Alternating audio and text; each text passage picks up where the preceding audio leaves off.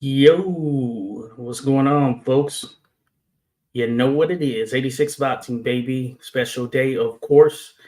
It's the 248th Marine Corps birthday. So, shout out to all the Marines out there. And given such, nothing better than to construct this live on the basis of fighting Marines. So, that's why we're here today. So, shout out to all that will be joining. And of course, shout out to all of those that will be listening in the playback. What it's about today is shouting out those Marines who have come through, giving their all, and hold it down for us.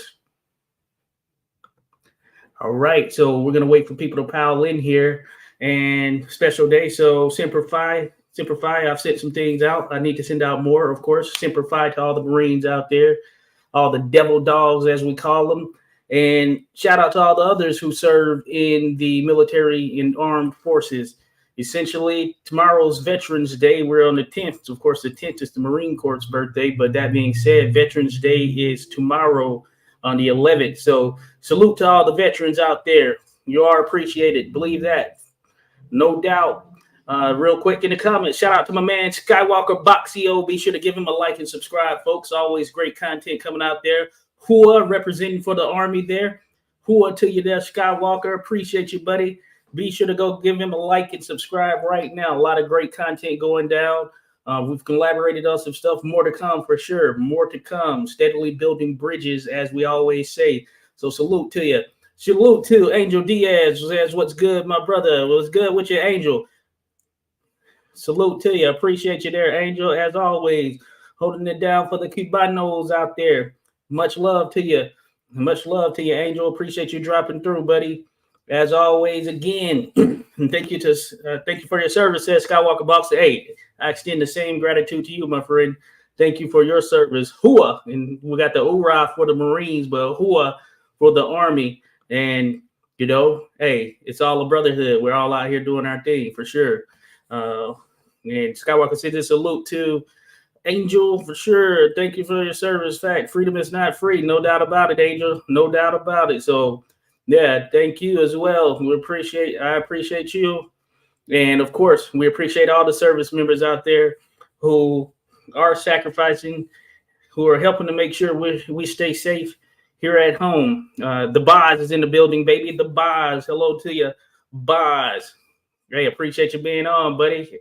Random day here where, hey, it just so happened off today, and it just so happens to be the Marine Corps birthday. So we're here to celebrate that. We're here to celebrate it. Hua! That's what's coming from a man Skywalker there. If you see it, then salute it. Shout it out.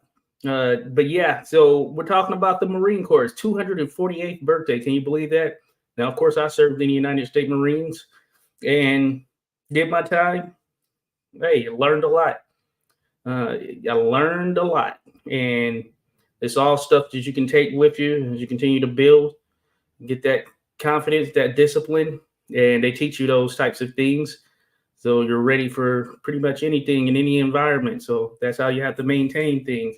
Pretty much all service members. So you get to work with a number of different people, met so many people, still friends with a number of people who I served with, my fellow Marines. So big shout out to you all out there. And, we're just going to pay our due respects here today for those out there doing their thing. So Boz is cooking. Good stuff there, Boz. Good stuff. Appreciate you there, Boz. Yeah, salute to you, Mark. Appreciate you dropping in, Mark.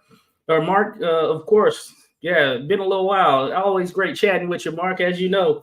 Mark says, I know of only two Marine boxers, Ken Norton, Gene Tunney. I can't wait to see how the discussion went and discover more on them. Back to work. All right there, Mark. Appreciate you there. Yeah, we're going to talk about a few more. We're going to talk about a few more Marines than that. Definitely, I appreciate you dropping in for this period here, Mark. And we're going to jump into even more as we go on. As a matter of fact, I wanted to no dramatic speak, Josh. Kidding, of course. Good stuff, Bob. Matter of fact, I wanted to kick things off for those that don't know of some of the Marines that are out there. What better way than to provide that introduction right now? Because we have a video on the channel, and it's from a little while back. is about due for an update, and that update will be an upgrade as always. Now, this is intended to be sort of the top 8 fighting Marines that are out there. That being said, it's all subjective, of course, and I bet you can guess some of the fighters that are going to be on the list, as well as those that probably aren't going to be on the list. But with that in mind, let's check that out first, and then I'm going to be right back here in the building, baby. Shores of Tripoli. Let's look at the top 8 fighting Marines. Mike Weaver served in the United States Marine Corps from 1968 to 1971, where he learned to box after being invited to the team by the USMC boxing coach who witnessed him knock out the All-Marine heavyweight champion after a scuffle over a jukebox. Weaver at the time didn't know he would become a world heavyweight champion. After turning professional and getting off to a less than stellar start, the light bulb turned on in Weaver's March 31st, 1980 WBA World Heavyweight title fight with John Tate. Weaver knocked out Tate in the 15th and final round to pick up the world title. After 2 solid title defenses against Gary Coetzee and Cowboy James Tillis, Weaver would lose his title via first-round knockout on December 10th, 1982 to Michael Dokes. Drawing with Dokes in a rematch in his next fight, Weaver could not recapture the WBA title. In his final bid for a world title, Weaver would be stopped in 8 rounds by Pinklin Thomas on June 15, 1985. Paddington, London, England-born Terry Downs served in the United States Marine Corps from 1954 to 1956, winning the All-Service Championship before returning home and turning professional in the sport of boxing in 1957. In only his 3rd fight, Downs would be in with and lose to Hall of Fame Nigerian boxing great Dick Tiger.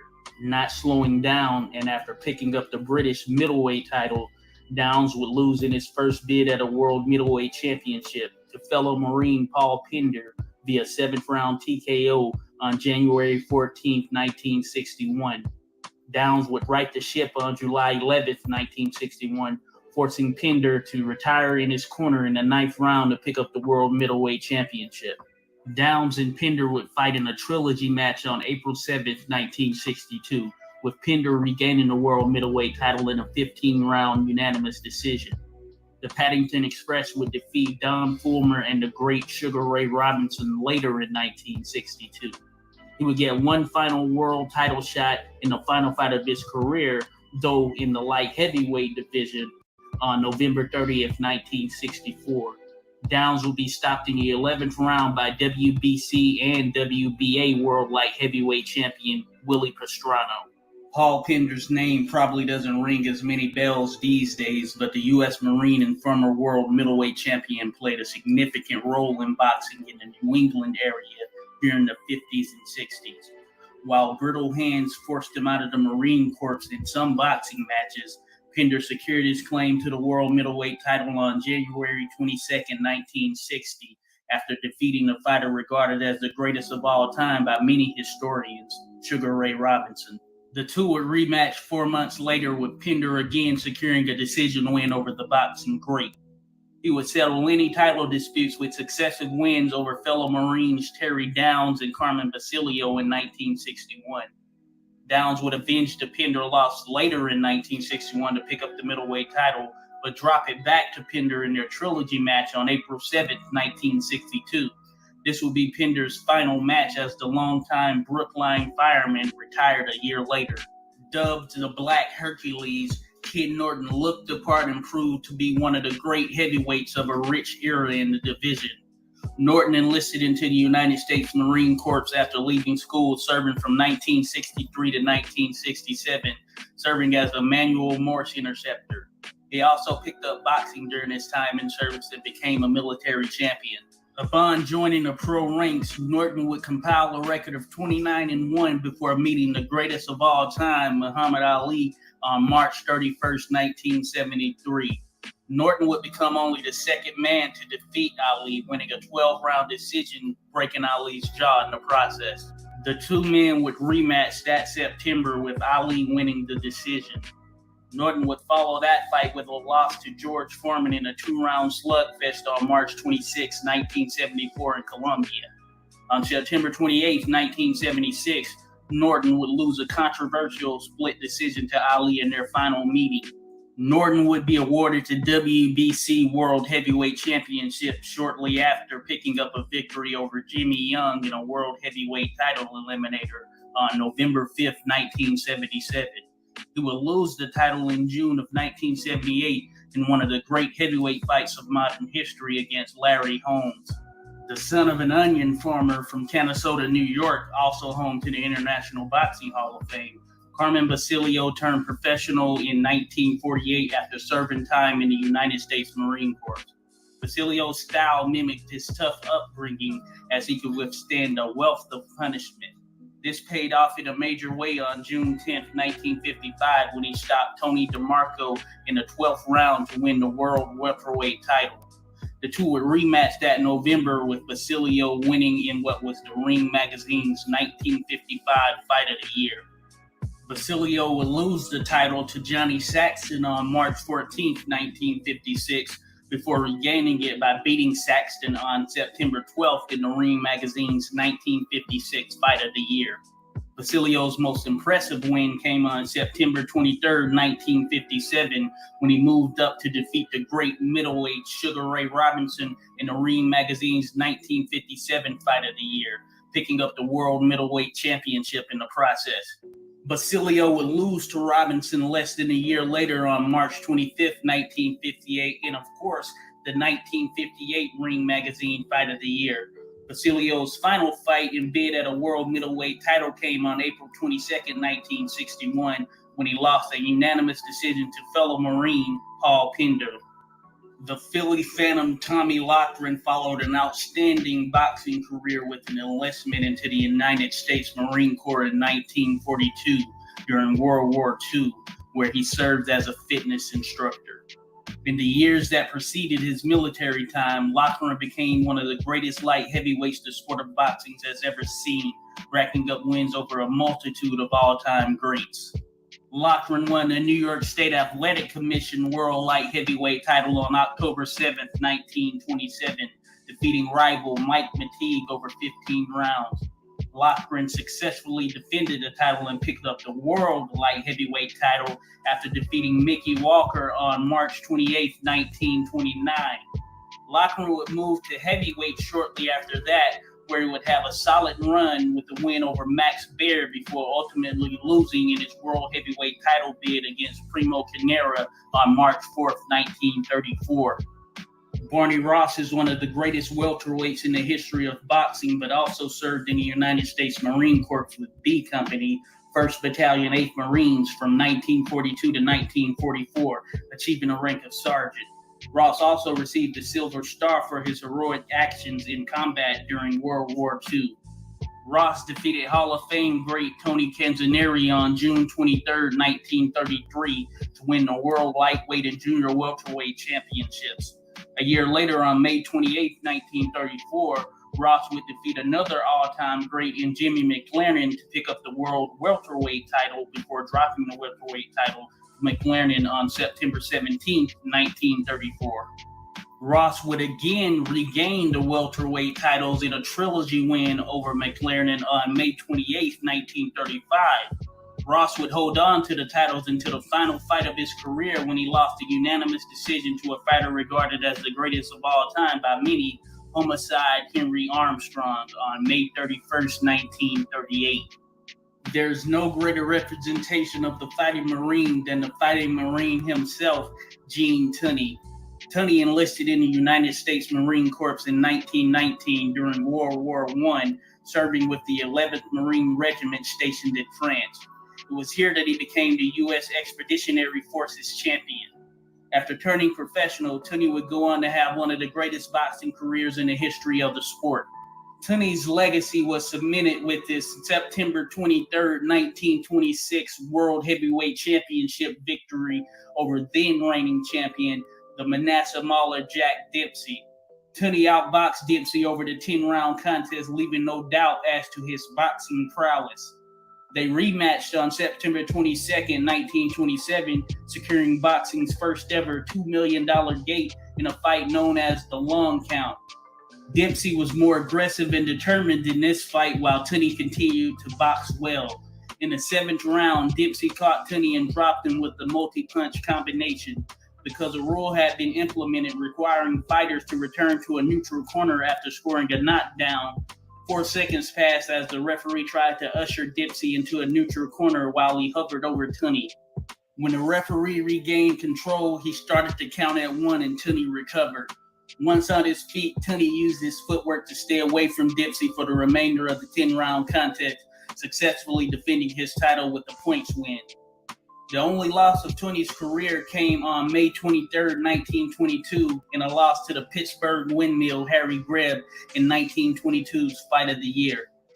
There are a number of other notable fighting Marines who didn't make the list, so be sure to check back in on 86 Boxing to catch us in the next video on the fighting Marines that are still out there. Thank you for watching.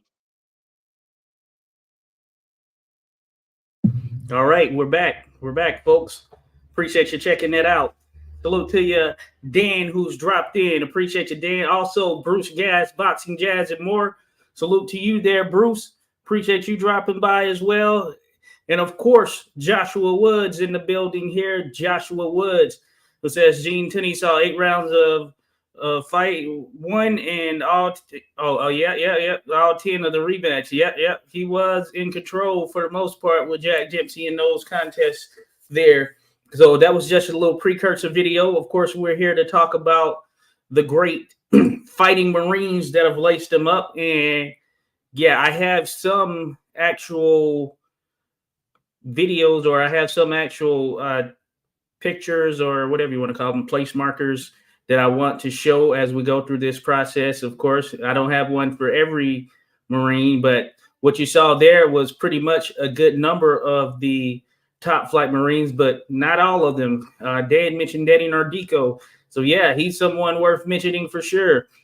So that is that's what makes it worthwhile. There are a number of them out there. We have some modern Marines who are out there fighting right now. As a matter of fact, I think here this weekend, Jamel Herring, he's going to be fighting lightweight who held a title at one point there at lightweight. Excuse me. So we just have or a junior lightweight at least. So we have a number of them who are out there now. The fighting Marine Stephanie Simon, she was on the podcast not too long ago. She's one who is notable and one who is going to do some good things in the sport once she turns pro. Olympic hopeful right now, looking to get on that Olympic team. You know how that game goes. So shout out to them for sure. Boz says he's glad I chose to stream earlier. Yes, indeed, Boz. Well, yeah, I was off today, so of course that allowed for that opportunity for sure. So appreciate you. Now, Joshua Woods says he did give round 4 to Dempsey in fight 1. Okay, good stuff there, Joshua. Good stuff. Yeah, he probably got 2 to 3 rounds tops, or no, 2 rounds tops. In the contest, in between the 2 contests there with Gene Tunney. So Joshua Woods gave him round 4. Okay, that's plausible for sure. You know, I need to go back and watch again. But excuse me, Tunney did a great job of staying away and leaving Dempsey kind of plodding forward, looking to tee off, looking to land something big. Dempsey was coming off of this pretty long layoff here as well. You know, once you became champion, that's when you started to get a lot more money. And of course, Dempsey is one of the major financial gainers the sport has seen over the course of history there in the heavyweight ranks. So that worked out in his favor. And of course, he couldn't spend as much time as he wanted to in the midst there, given such. Salute to Random Acoustic Thoughts. Appreciate you being here, Random Acoustic Thoughts. Random actually dropped through last night, or we linked up actually for a live stream on Sam Langford and Dave Holly, the underrated Dave Holly, their 3rd fight. We talked about some of the other ones as well. Great live stream. It was about 2 hours of content there. So check it out if you get a chance. Be sure to go give him a like and subscribe. Give us a like as well. While you're in here, you might as well like. If you don't subscribe, you might as well subscribe. We're coming back with more. As a matter of fact, Also, be sure to give a like and subscribe to Bruce Gas, Boxing, Jazz, and More, who is in here as well. If you haven't noticed, Bruce Gas, Boxing, Jazz, and More. You see the logo there on the screen. Go over there. Great content right there, and you will be entertained. I guarantee you, you will be entertained. Dan says Marine Mac Foster, 34 wins, all KOs, only losses to Ali, Gary Corey, and a couple other toughest competitors of the 70s. Okay, yeah, that's not bad right there. Yeah, that 70s was pretty top tier era for boxing in general, or for heavyweight boxing. Just thinking about the history of heavyweight, so that one certainly ranks up there amongst the great ones. So to be able to do some things, stand out, and know in an era like that, hey, much props right there. Much props. Dan mentions Mike Weaver is an underrated champion. Most certainly, he's very much underrated, and he is one of those guys who, when he can put everything together, I mean, he built like a tank. When he put everything together, he's one of those guys who certainly had that kind of game-changing type power and ability to make things tough and rumble for anyone at any given point. So Mike Weaver, certainly one worth mentioning there. Salute to Mike Weaver, a.k.a. Black Hercules, or just Hercules in general. Big dude. If you haven't seen him, you got to check him out. Hey, he had some pretty awesome fights. Matter of fact, first to beat Coetzee, or Coetzee. How do you pronounce that? Coetzee, the South African champion. I think it's Coetzee, something like that. You know who I'm talking about? I mean, he recently just passed away, as a matter of fact. This being the South African champion, or fighter by the name of Coetzee. You've probably seen him, especially if you're familiar with that era of the heavyweights who were fighting in the 70s. 3 California Marines in Norton, Weaver, Foster. Yes, sir. That's indeed right there the truth. Dan, that is the truth. Shout out to Eudes Fernandez. It says last night was awesome. Hey, appreciate you, Eudes. Appreciate you dropping by, buddy. I love chatting in the comments. As a matter of fact, I love chatting in the comments with all. So appreciate you dropping by. That was a good, fun little stream to really dive into those careers of Langford and Dave Holly. This was during Langford's time at lightweight. As a matter of fact, lightweight heading up there to the welterweight ranks.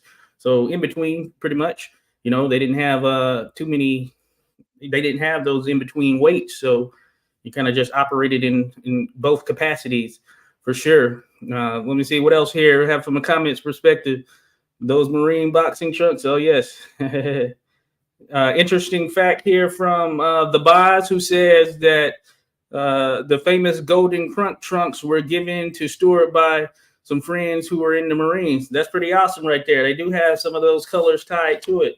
That is pretty awesome right there. Great fact there, Boz. Appreciate you dropping it. See, people drop these nuggets all the time. I mention that. I always mention that. So appreciate you dropping that nugget there, Boz. We know Crunk. We know Manny Stewart. Sugar Hill's holding this thing, holding the fort down right now.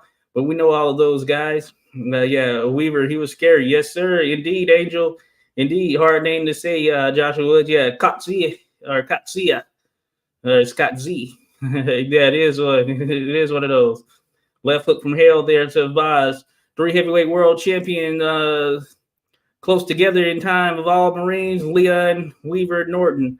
Oh, yeah. Yes. So there was something that we also didn't see on the list right there. We didn't see Leon Spinks. Oh, yeah, we were first to beat John Tate. I don't think he was the first to beat Coetzee. Oh, okay, cool. Bruce Gas. Yeah, he might not have been the first to beat him then. That's good. That's good to know right there, Bruce. I know Bruce. Hey, that's what I'll tell you. Bruce knows the game right there. He's been on that. Sure. Yeah, I thought it was he was the first to, maybe the second then, huh? So good stuff there, Bruce. I tried. My internet was really slow yesterday. Hey, it's all good, Joshua Woods. They say it's pronounced Hotzia.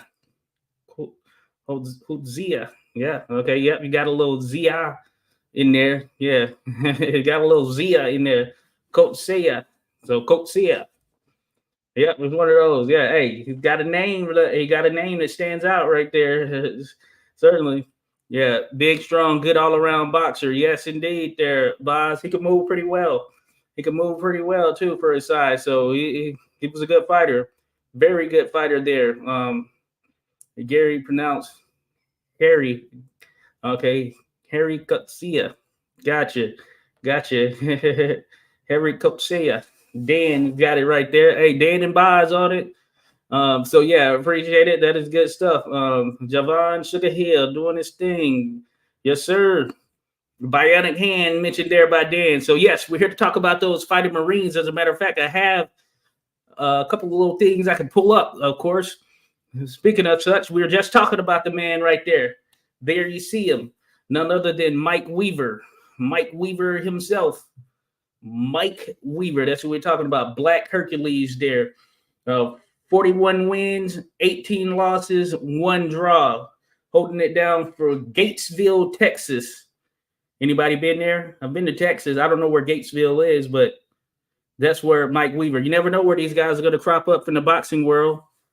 The Black Hercules, Marine there, served in the United States Marine Corps. Again, we're here to talk about the 248th birthday of the United States Marine Corps and the fighters who actually fought during, or who served as Marines and actually fought as professionals, who are some of the best boxers we've seen in the sport. Some of those Marines are able to stand out. Mike Weaver being one of them.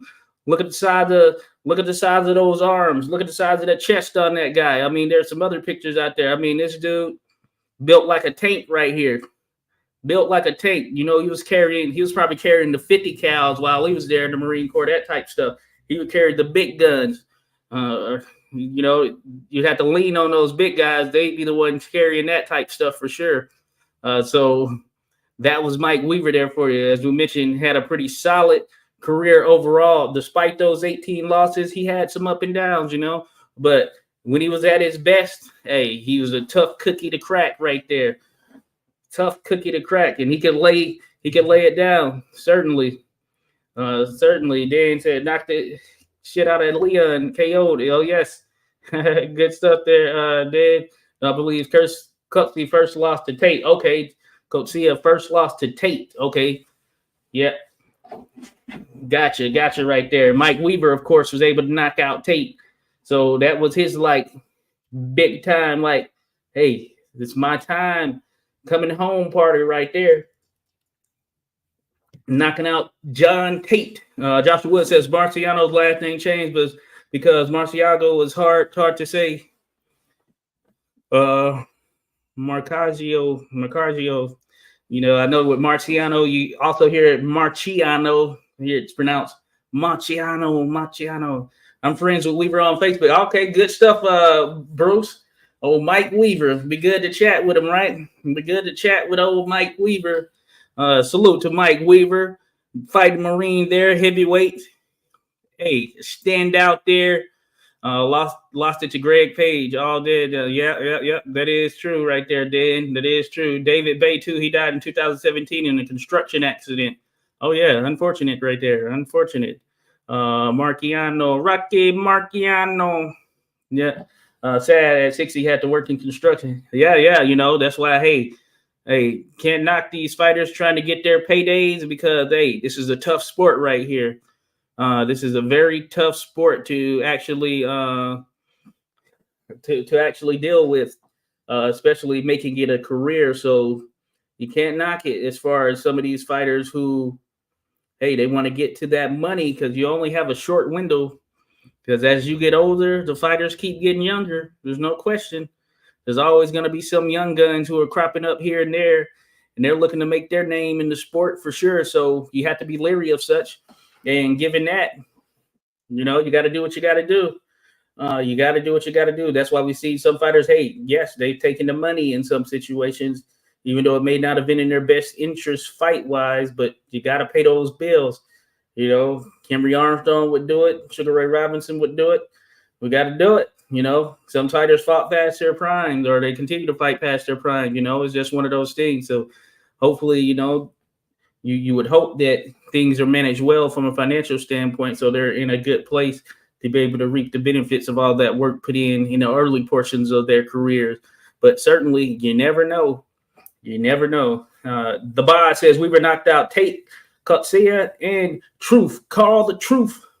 That's big time right there. Hey, Weaver, like we said, he had a punch on him, and apparently, as you saw in the video I showed you, he used that punch to get on the Marine Corps boxing team. Just so happened to be at a bar or whatever club on base, and he had to take it to the Marine Corps boxing champion there, or at least there at that particular period. And the rest was history for sure. Joshua Wood says, since we were talking about the Marines, what about Barney Ross?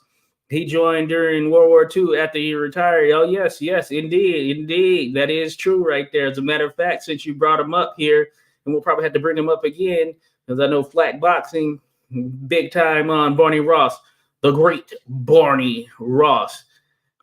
I'm sure you all have heard of him. I'm sure you all have heard of Barney Ross. Joshua Woods, good call right there. Holding it down, representing Chicago, Illinois. Now, there have been a lot of good fighters to come out of Chicago, as a matter of fact. I'm working on a video on a Chicago fighter, probably one of the greatest Chicago fighters. Some might argue the greatest Chicago fighter, so think about it. Yes, that's a hint right there. Well, we can see Barney Ross there, 72 wins, 4 losses, 3 draws, 2 no decisions. I mean, does it get any better than that? Pure skilled boxer at that. I mean, you just look back at the film. Folks. You know, that trumps the notion that these guys weren't skilled. Look back at the film of the great Barney Ross. Certainly one of those who had the style to stand out in any era, bar none, across the board. If you don't know, you need to know. Salute to Rodolfo Rivera Jr. in the building right now. Says salute 86. Simplify, my phone is at 1%. Oh, yeah, got you, Rodolfo. I'm about to get a haircut, but salute everyone. Hey, appreciate you dropping by, Rodolfo, as always. Appreciate you dropping by. Rodolfo Rivera Jr., give him a like, folks. Be sure to hit him up. Mike Weaver was great. Not the best connection, certainly. Hey, sometimes that's what it's about in boxing there, too, Dan. You just knowing the right people, knowing when to be in the right place at the right, or being in the right place at the right time. Carl the Truth Williams. I got you there, Boz. The Truth. Truth Williams. Oh, yeah. Yeah, crazy. Yeah, crazy. Hey, you never know. That's why you gotta celebrate. Give these fighters, give anybody, family, friends, etc., their flowers while they're here. Joshua Wood says the Marines wanted to use Ross like Lewis for the Army, but Ross wanted to be in the middle of it. But no, Ross wanted to be in the middle. Yeah, certainly. Hey, we all remember Joe Louis. Yeah, so as I mentioned, shout out to all the other veterans out there, all the other branches of service, etc., across the world, really. But yeah, Joe Louis, certainly a standout, did a lot of great things for the United States Army. Unfortunate how his career, or not just his career, but life from a financial standpoint ended, given all that he did for the Department of Army. So yeah, or United States Army. So craziness right there. But yeah, Barney Ross, I mean, another Marine there, stand out. Probably wouldn't think so. You probably wouldn't think so at first glance. He also got a Silver Star while he was serving there in the Marine Corps. It's one of the highest medals you can get right there. So you have to do some pretty crazy things to get something like that. And hey, you put your life on the line. That's a medal of valor right there. So Barney Ross, so not just in the field, but in the ring as well. Just one of the standouts, one of the greats that the sport has seen. Period. Is in general, and hey, he gets pretty solid mention. Could even be mentioned more. As you saw, he beat Tony Canzoneri. Tony Canzoneri, one of the greats of all time, right there. Tony Canzoneri, that's who he beat to pick up the lightweight title. Barney could fight in the barn. I'm with you there, Boz. I'm with you. Kingston, NY is where he lived. Then there, Barney. Okay, cool. So he lived in Kingston, huh? That's good stuff. I have him tracked as born in Chicago. I kind of have their born location there, birth location. Terrible Tim is a specimen, still alive and kicking it. Oh yeah, Tim's always it's always good to Bruce Gass. I know he does some things with Tim all the time. And yeah, Tim's always great to hear, especially talking about those Don King stories. Some funny stuff right there. We all know how Don King got down. We know how the king got down, so that's why it's always funny to hear terrible Tim talking about it. So one of those things. But yeah, appreciate everyone being here once again. As I stated, we are talking about the fighting Marines that have laced them up in the history of the sport. And of course, I don't have a graphic for all of them, but we know that there are a ton of fighting Marines out there, even right at this very day, let alone going back in history. Weaver took a lot of punishment, then came back and killed Katsuya. Yep, good stuff right there. Yep. He was no, yeah, and Boz says he was no joke. That is true there, Boz. That is true. And Dan mentions Tim, good fighter. Terrible Tim Witherspoon. Yeah, hey, you got to check out some of the interviews that Bruce Gaz has done with him. And also, Tim, he has a YouTube channel as well. I think it's just Tim Witherspoon. I believe it's his name. So if you search it out, he'll go live on occasion. So I've seen some of his lives. So shout out to Terrible Tim. He beat Holmes in reality. Hey, you know how the judging can get in the world of boxing there, Boz. Certainly crazy. Certainly. Horrible fighting in Pacific, Battle of Guadalcanal. Oh, yes, sir. Yes, sir, Dad. One of the more famous battles there, especially when you think about the Marines going in, as they say, the first to fight. So one of those things. Joshua Wood says, yes, Lewis did give a lot for the Army money-wise, and I hate to say this, but I think Lewis still would have went broke. He just did not know how to save large sums of money. Oh, yeah, I got you there. Hey, certainly wouldn't have been the first to come across a great deal of financial gain to lose it all. We've seen it often in the sport of boxing. I know we're talking about that. Shout out to Mark Allen Baker, Joe Casano as well. So I was talking about that with Mark Allen Baker. He was mentioning it. He mentioned Battling Nelson, another one of those guys who had it all, went from rags to riches and back to rags. So it's a tough thing to see with some of these boxers. George Dixon, another one who died broke and practically penniless. It's crazy to think, right? Same with Sam McVeigh back in the day, one of the great heavyweights during his era. But at the end, he was still fighting, and despite what money he had made, died broke. And Jack Johnson paid for his funeral services, that is. That's insane. So, it's one of those things that you think hopefully gets fixed as time goes on, but time has gone on for a good while. I guess with a lot of money in athletes, you're going to have probably more of those stories than the just continued success stories. So there are some that can do it. It's good to have the right people in your corner as well, and not just some hanger-oners. You have the right people in your corner. They're making sure they look after you and keep you focused on doing things that are in your best interest as a fighter. So that's what you can hope for, that they just have the right people in their corners. The boss says Tunney was probably the best fighting Marine, best boxer. Oh, yes. Oh, yes. He is certainly one of those that will probably rank amongst the best. So as a matter of fact, whenever I think fighting Marine, there's no question that I think of none other than the great Gene Tunney, a.k.a. the Fighting Leatherneck. I mean, impressive from a record standpoint, all that, the whole nine, the Fighting Leatherneck, Gene Tunney. He actually was from New York, but spent a good deal of his life in Connecticut as well. I was talking about that with Mark Allen Baker. Salute to Mark Allen Baker, author of many boxing books, historian who came on. Great conversation. Truly appreciated it. And going to get to see him again. Connecticut Boxing Hall of Fame is coming up. As a matter of fact, folks, it's going to be streamed on the channel here next weekend. So be sure to check that out.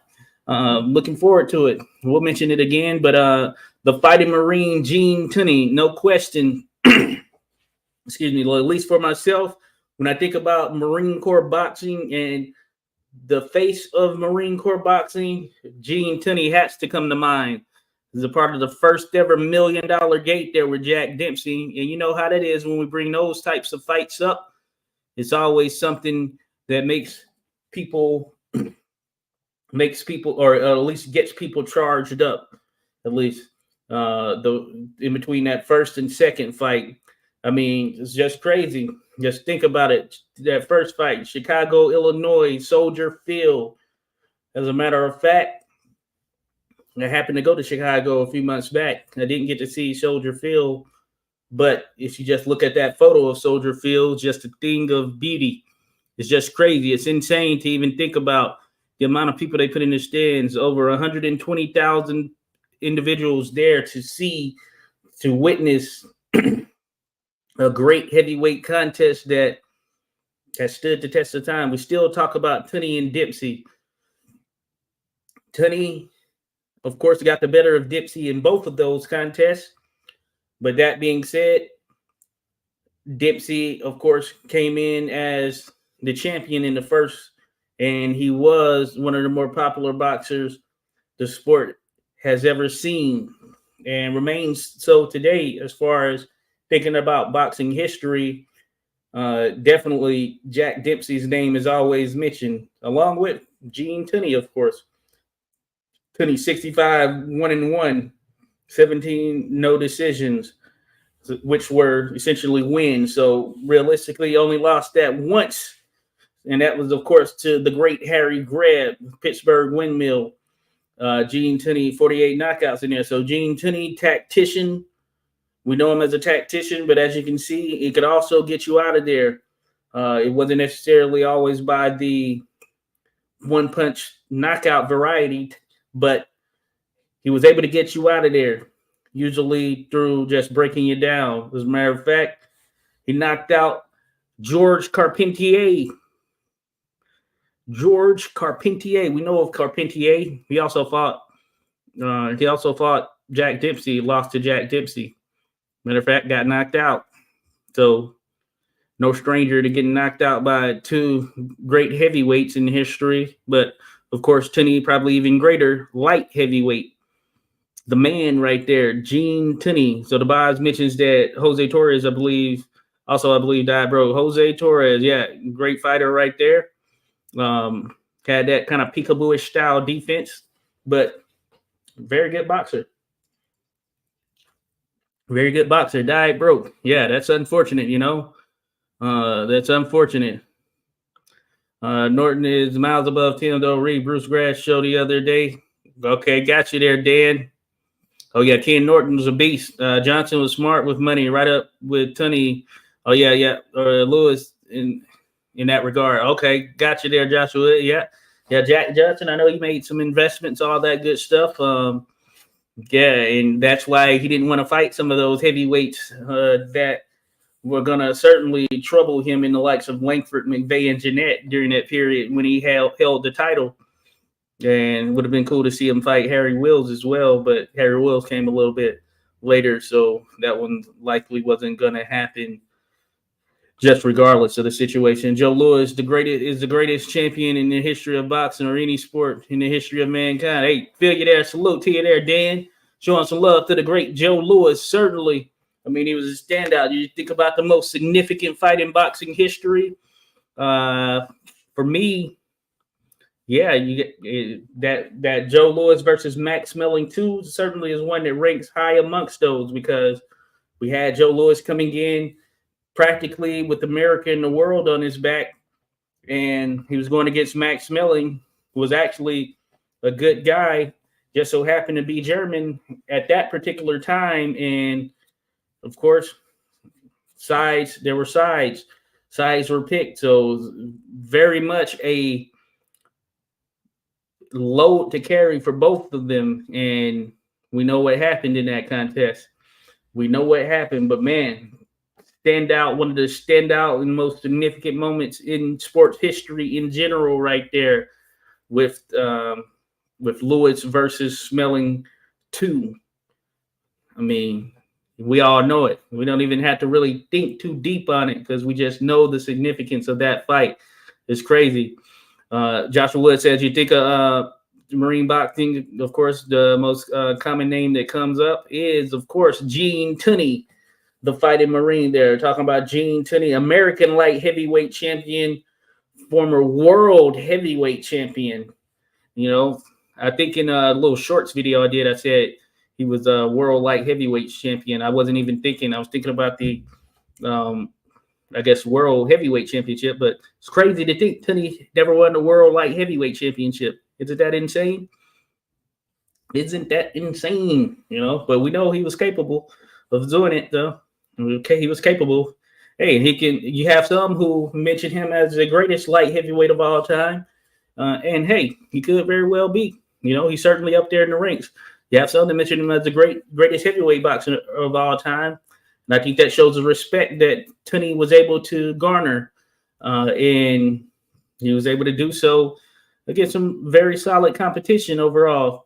Very solid competition. So you think about that. And then, as a matter of fact, another one I want to bring up who we actually saw in the video, another light heavyweight, my man, Tommy Loughran, the Philly Phantom. Tommy Loughran from the great fighting town of Pennsylvania, or Philadelphia, Pennsylvania, rather. I mean, it really doesn't get any better than Tommy Loughran when you think about the light heavyweights of the world, even fighting at heavyweight. So just think about history. Think about light heavyweights in history. Tommy Loughran matches up with anyone you name. Look at that record, 90 wins, 25 losses, 10 draws, 44 no decisions. So, you know, that increases it. But we recognize the no decision bouts when we're talking about them generally with the records for these fighters, because they were just as valid as the opinions of others who share their opinion these days, right? So Tommy Loughran, the Phantom of Philly. I mean, Philadelphia, talk about a great fighting city right there and the amount of boxers they produce. But Tommy Loughran, you see that number 14 right there? That's the amount of knockouts he had. So that tells you that this guy could box. You don't have that eraser, you can box. You have to box your way through these contests. It doesn't matter if you're fighting someone bigger than you, faster, stronger. Doesn't matter. You generally have to box your way through these contests just because you don't have that type of eraser that some other guys have. And hey, that's where the fundamentals come into play. So one of the more skilled boxers the sport has seen as well there in Tommy Loughran. Joshua Wood says Loughran was great, and when he retired was perhaps the best light heavyweight that ever lived. Certainly Joshua Woods. He was most certainly in those ranks or regarded as such at that particular time.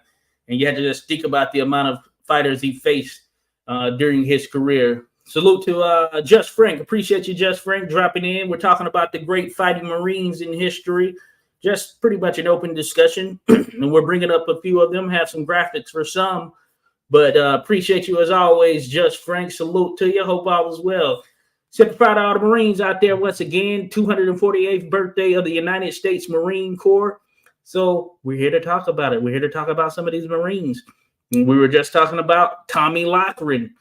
Man, Tommy Loughran, just think about him. Tommy Loughran beat Max Baer. That's one of mine, a fave of mine right there. Max Baer, the Livermore Larper, the clown prince of boxing, some would say. One of the big punchers that the sport has seen across the board. Of course, we know him as a heavyweight, but just when you think about big punchers in general, pound for pound, Max Baer, certainly one of those. Tommy Loughran holds a win over Max Baer.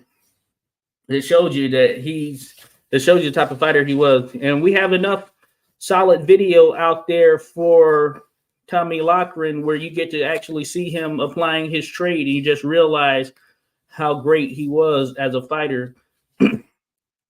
He, of course, rose up to heavyweight. You know, he wanted to get a heavyweight title, ran into Primo Carnera, who, of course, we know is a lot bigger than Tommy Loughran, a lot bigger than a lot of heavyweights just in general as far as history. The Primo Carnera, the Italian stallion. I mean, so for Loughran, he wasn't able to overcome that size. And especially think about the fact that Lochran didn't have really that knockout power. So, of course, it was going to be tough with the to keep that big, to keep a big guy like Locke or a guy like Canera off of you. And hey, but Tommy Lochran, just in general, just an absolutely great fighter there, and one who sometimes his name gets left off mentioning some of the great light heavyweights, which is absolutely absurd. Of course, Lochran needs to be in mention at all points. Dan says Tunney lost an amateur fight for us military for the U.S. military title. Lochran beat Tunney. Lochran Army and beat Tunney. Okay, yeah, gotcha. Yeah. Tommy Lochran, the great Tommy Lochran. So yeah, I mean, just think about that. That's what we're talking about. The competition was insane. Lochran also drew this Tunney in the pros. Oh yeah. At light heavyweight. Right? Yep, at light heavyweight. So Tommy Lochran, man, he has a hell of a resume. I can't even remember all the guys he was in with, but a hell of a resume just overall. Joshua Woods mentioned Lochran, even beat Braddock and Walker. Yes, sir. The great toy bulldog and the underrated Cinderella man, James J. Braddock. Yep, that's another one right there. As a matter of fact, yeah, Braddock, he had a tough career. He had to take some fights, like we talk about all the time. Hey, it's about putting food on the table. So James J. Braddock, one of those guys who had to take a ton of fights just to ensure that he could put food on the table. And when you're in those types of situations, yeah, you run through you run into a lot of roadblocks, and that was the case with Braddock. But that being said, mixed in between some of those roadblocks, he had to go up against just some great fighters in general. John Henry Lewis, Tommy Lochran, I mean, you name it. So James J. Braddock, he went through some stuff there just in his career. Was it still able to become world heavyweight champion, the Cinderella man? But yeah, Tommy Lochran holding wins over him, holding wins over Braddock. Toy Bulldog Mickey Walker, one of the more exciting fighters of all time, a guy who also moved the weights. We know of Mickey Walker. Certainly want to see that Mickey Walker versus Harry Greb contest that was filmed, that is a part of the little promo reel that is tied to Harry Greb. We've seen that. We have some pretty adequate video out there of Mickey Walker. You get to see him training. You get to see him going up against Max Smelling, who we were mentioning. And that's where you get to see some separation when that power is real right there. We know Mickey Walker to be as tough as they come, but Max Smelling was able to get him out of there. And hey, Max Smelling was a beast. Underrated heavyweight overall. We know him for those Joe Louis fights, but Max Smelling was, without question, one of the best heavyweights we've seen. Very skilled guy. And he had some pop to those punches, as Walker found out.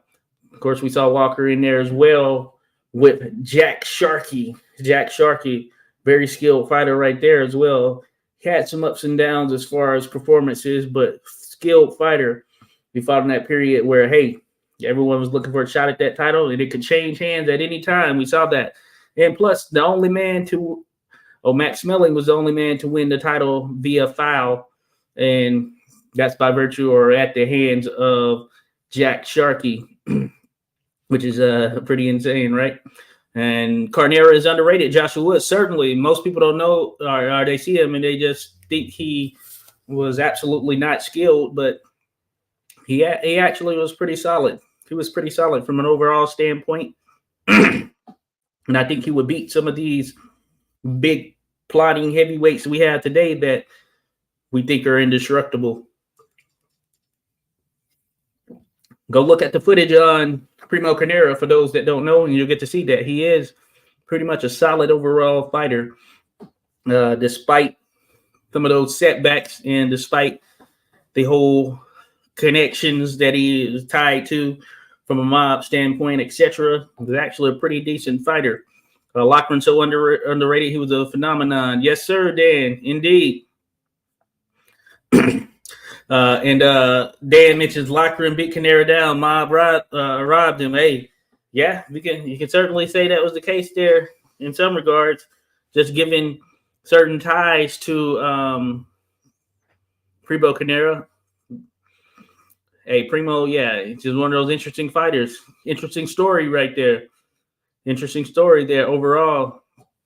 Thinking about Primo Canara, just his career and how certain things went down, especially in the time of Mussolini. Interesting. Dan Tunney lost one pro, only one amateur. Hell of a fighter right there, Dan. Hell of a fighter. I think that highlights such.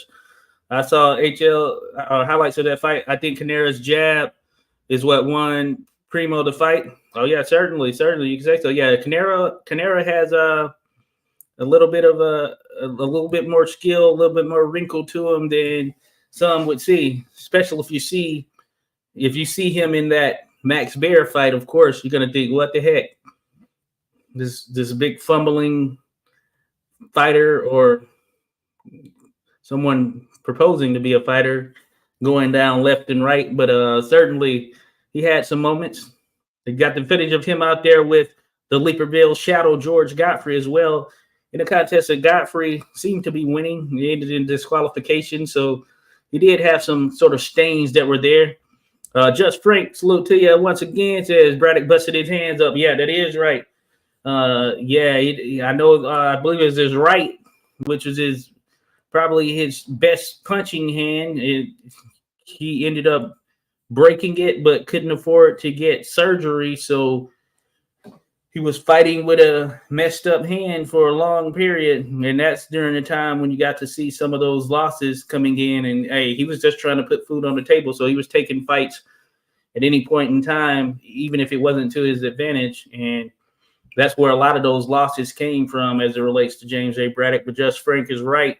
His hands were jacked up, but he eventually got back on track, which has allowed him to beat Max Baer. And it just so happened to be, I think that fight came at the right time because he was getting back in that groove after going through a heck of a slump, a really low slump at that. You know, he was just willing to take a fight anywhere at that particular time. And we saw him, he reaped the benefits because he had lost a lot of money during the Depression, and he was able to regain himself and get back to a comfortable state. So the Great Depression, just think about that, and trying to fight during that period. It's crazy. Well, it was a clear low blow, Joshua Woods. yes, sir. Yeah. Okay. Yeah, it's like crazy. It's crazy just thinking about that. I hear you there, Joshua. Dan says locker room beat Greb, had a draw with Greb, but lost a few to Greb too. Oh yeah. Harry Greb, another one who was in there with so many fighters. He was in there a lot of great fighters. Certainly, I'm back. Had to switch to Facebook. Appreciate you, Slavin, being back in there. Appreciate you being there. Nothing great about it. Got you there, Just Frank. Braddock was ready, and Bear was parties and women.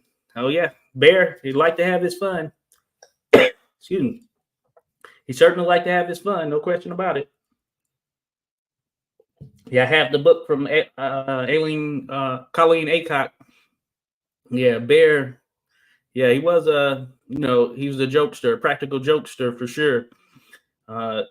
Just Frank said, salute to the bars in the building once again. Slavan Ajanovic, appreciate you. Again, we're talking about the fighting Marines that have laced them up in history. And we're just talking about Tommy Loughran. We're talking about Gene Tunney. There are a number of them who have blessed us in the sport of boxing. How about we talk about this guy, Paul Pender. Paul Pender, not a huge name, of course. Former world middleweight champion there. If you saw in the video, he is one of those guys who, while you may not know the name, he was able to do a little something in the sport of boxing there. The firefighter from Brookline, Massachusetts there. We're talking about Paul Pender, baby, another Marine. happy 248th birthday to the United States Marine Corps. Let me throw that out there once again. But Paul Pender, another Marine firefighter, who was able to win the world middleweight title actually twice, because he had to regain it after losing it to Terry Downs, another one who I have on this list who was in the video that I showed. So Paul Pender in there with the likes of, I believe, Sugar Ray Robinson, right? Sugar Ray Robinson. Paul Pender, that is. Let me double check, but I think, yeah, he was in there with Robinson. Paul Pender. Let me double check now, because I forget some of the stuff with Paul Pender, because I know Terry Downs was in there. Yep, I'm right. Yeah, so he was in there with Sugar Ray Robinson. Ralph Tiger Jones, another one that he was in there and able to beat. And again, of course, I mentioned Terry Downs, a.k.a. the Paddington Express, who Paul Pender fought and lost his title to. Then he picked the title back up with the win over Terry Downs. This is Terry Downs, the Paddington Express.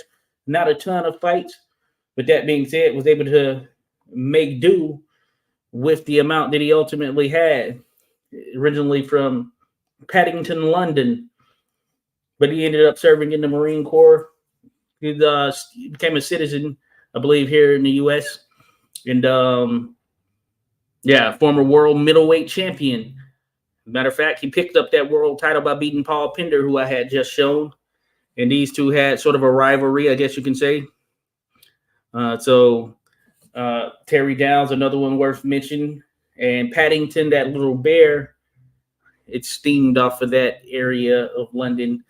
Terry Downs was the Paddington Express, which I guess is their like train or metro rail there in London. It's a place I need to visit. I haven't been there, but I want to certainly visit London. Talking about great fighting history right there. So that is certainly one place I want to visit. London, England. And the boss says Downs was a Brit serving in the U.S. Marine Corps because his family moved to California. Oh, yeah. Good to go there, Bod. Yes. Good to go. Terry Downs. So you have Marines from all over touching so many different things. Touching so many. I want to mention Lou Nova, even though he wasn't a Marine, he was a very good heavyweight who doesn't get enough mention. Okay, Lou Nova. Good stuff there, Bod. Certainly worth mention. Certainly. Another interruption you mentioned there, Boz. Oh, I wonder if it's just you, Boz. It might just be you, or it could be me. I don't know. I'm gonna make dinner with listening in the background. Hey, appreciate it, Just Frank. As always, appreciate it, buddy. And Joshua Wood says Pender main critics argue he beat it over the hill Sugar Ray Robinson. Well, yeah, you're gonna get that with Sugar Ray Robinson, especially for those that beat him at middleweight. You know, going to get the same with, I know Carmen Basilio, the Upstate Onion farmer there, who was able to get the wins. Yeah, it wasn't, they say that the best of Sugar Ray Robinson was welterweight, maybe lightweight and then welterweight. Some footage we don't have, so we just got to see primarily the Sugar Ray Robinson that was not at his absolute best, but still dominant from a middleweight standpoint, but certainly took some losses. But he still had the punch, still had some of the speed, footwork, especially for being at middleweight. But I guess you can say, or at least some say, certainly not the best of what we actually got from Sugar Ray Robinson. Pender kind of ending Robinson's reign for middleweight. Oh, yeah, certainly there, Joshua Wood, certainly. And then Bod says, you mentioned that. I mentioned that. The Downs, yeah, they were swapping the middleweight titles between each other. Yep, Joshua Woods is certainly. So Paul Pender, Terry Downs, that is, ended up going up against each other. So Dan mentions Gene, former U.S. Marine, only man to have winning record against Sugar Ray Robinson in the 50s, one of the greatest middleweight champions in history. Former Gene Fulmer. So Gene Fulmer, he's a Marine. I didn't know. Maybe I kind of or he served in something, or served some form of military.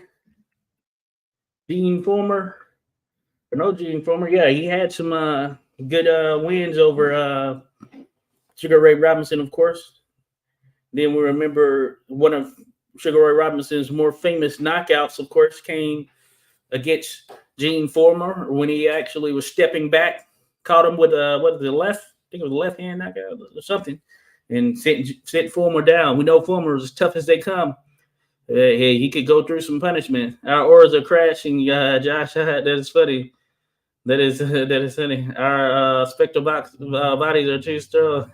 You're funny. Damn, Lou Nova was a good fighter. Did yoga. Okay, cool. Lou Nova. I know Lou Nova from a name standpoint, and I can remember what he looks like. But yeah, I need to dive a bit more into Lou Nova. Hey, he probably does deserve that recognition you mentioned there, Boz and Dan. So many great fighters that have been out there that have laced them up over the years that, yeah, you want to give those guys their proper recognition. It doesn't always happen, so certainly want to get back to them. Can't be in the same stream without causing interruption. That's funny there, Bob. Yeah, I don't know what's going on. I don't know. Gene was a Mormon. Yes, he was. He was. I remember that piece of it there for sure. They're from Utah. Him and what is his brother? Not Gene. So Gene and then Don Former. Dan says Former 2-1-1 against Sugar Ray Robinson. I know. Hey, heck of a feat right there. Even with Robinson at middleweight, that was heck of a feat right there. Former, he had the style to give him problems. Excuse me. Think about Jake LaMotta. I mean, Jake LaMotta, one of those guys, they make it tough, rough and tough for a guy like Robinson. He got the short end of the stick on the rivalry, but that being said, always makes it tough, no matter who was in there. The Raging Bull, just one of those guys who could take a lot of punishment just as much as he could dish it out. Joshua Woods, did we overlook the great Gene Former? Oh yeah, I need to clear that up right there. Some Gene Former. Gene served in the Korea War. Oh, okay. He served in the Korea War there, Joshua Woods. So he was in the Marine Corps, huh? Was it Marine Corps? Interesting. I want to get that right. Let's make sure. I want to make sure get that right there. We'll make sure. So if you know, let me know. I know Dan, you mentioned it. So was it it's a Korean War? Okay. Alistair Overeem. Salute to you, Alistair Overeem. Been a minute. The great Alistair. Good stuff. Says Robinson best weight was welter. No disrespect to Gene, but it speaks more on Ray's greatness. Got you there, Alistair. Yeah. That's what the historians say, especially the old timers who were there during that period and actually were able to see Sugar Ray Robinson in person. They said that that was not the best of Robinson, even though he was great at middleweight.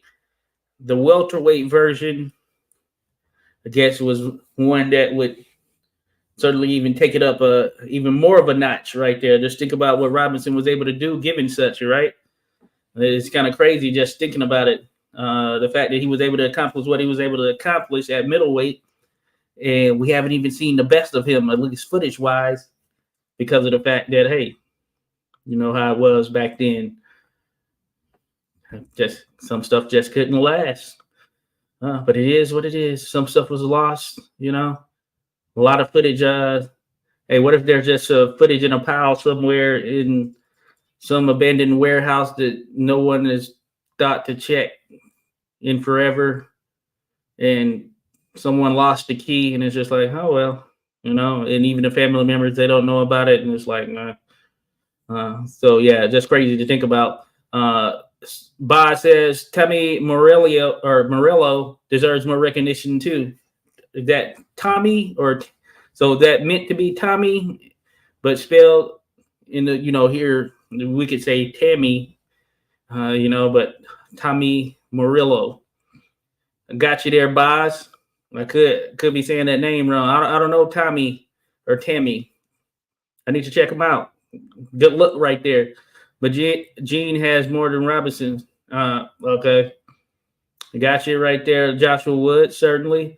Joshua Wood says, Pender, Basilio, Castellano, Parrott all lost to Fulmer. Oh, yeah. Yeah. That's worth mentioning for sure. Worth mentioning. As far as Basilio, there we see him right there, the upstate onion farmer, Minnesota's finest.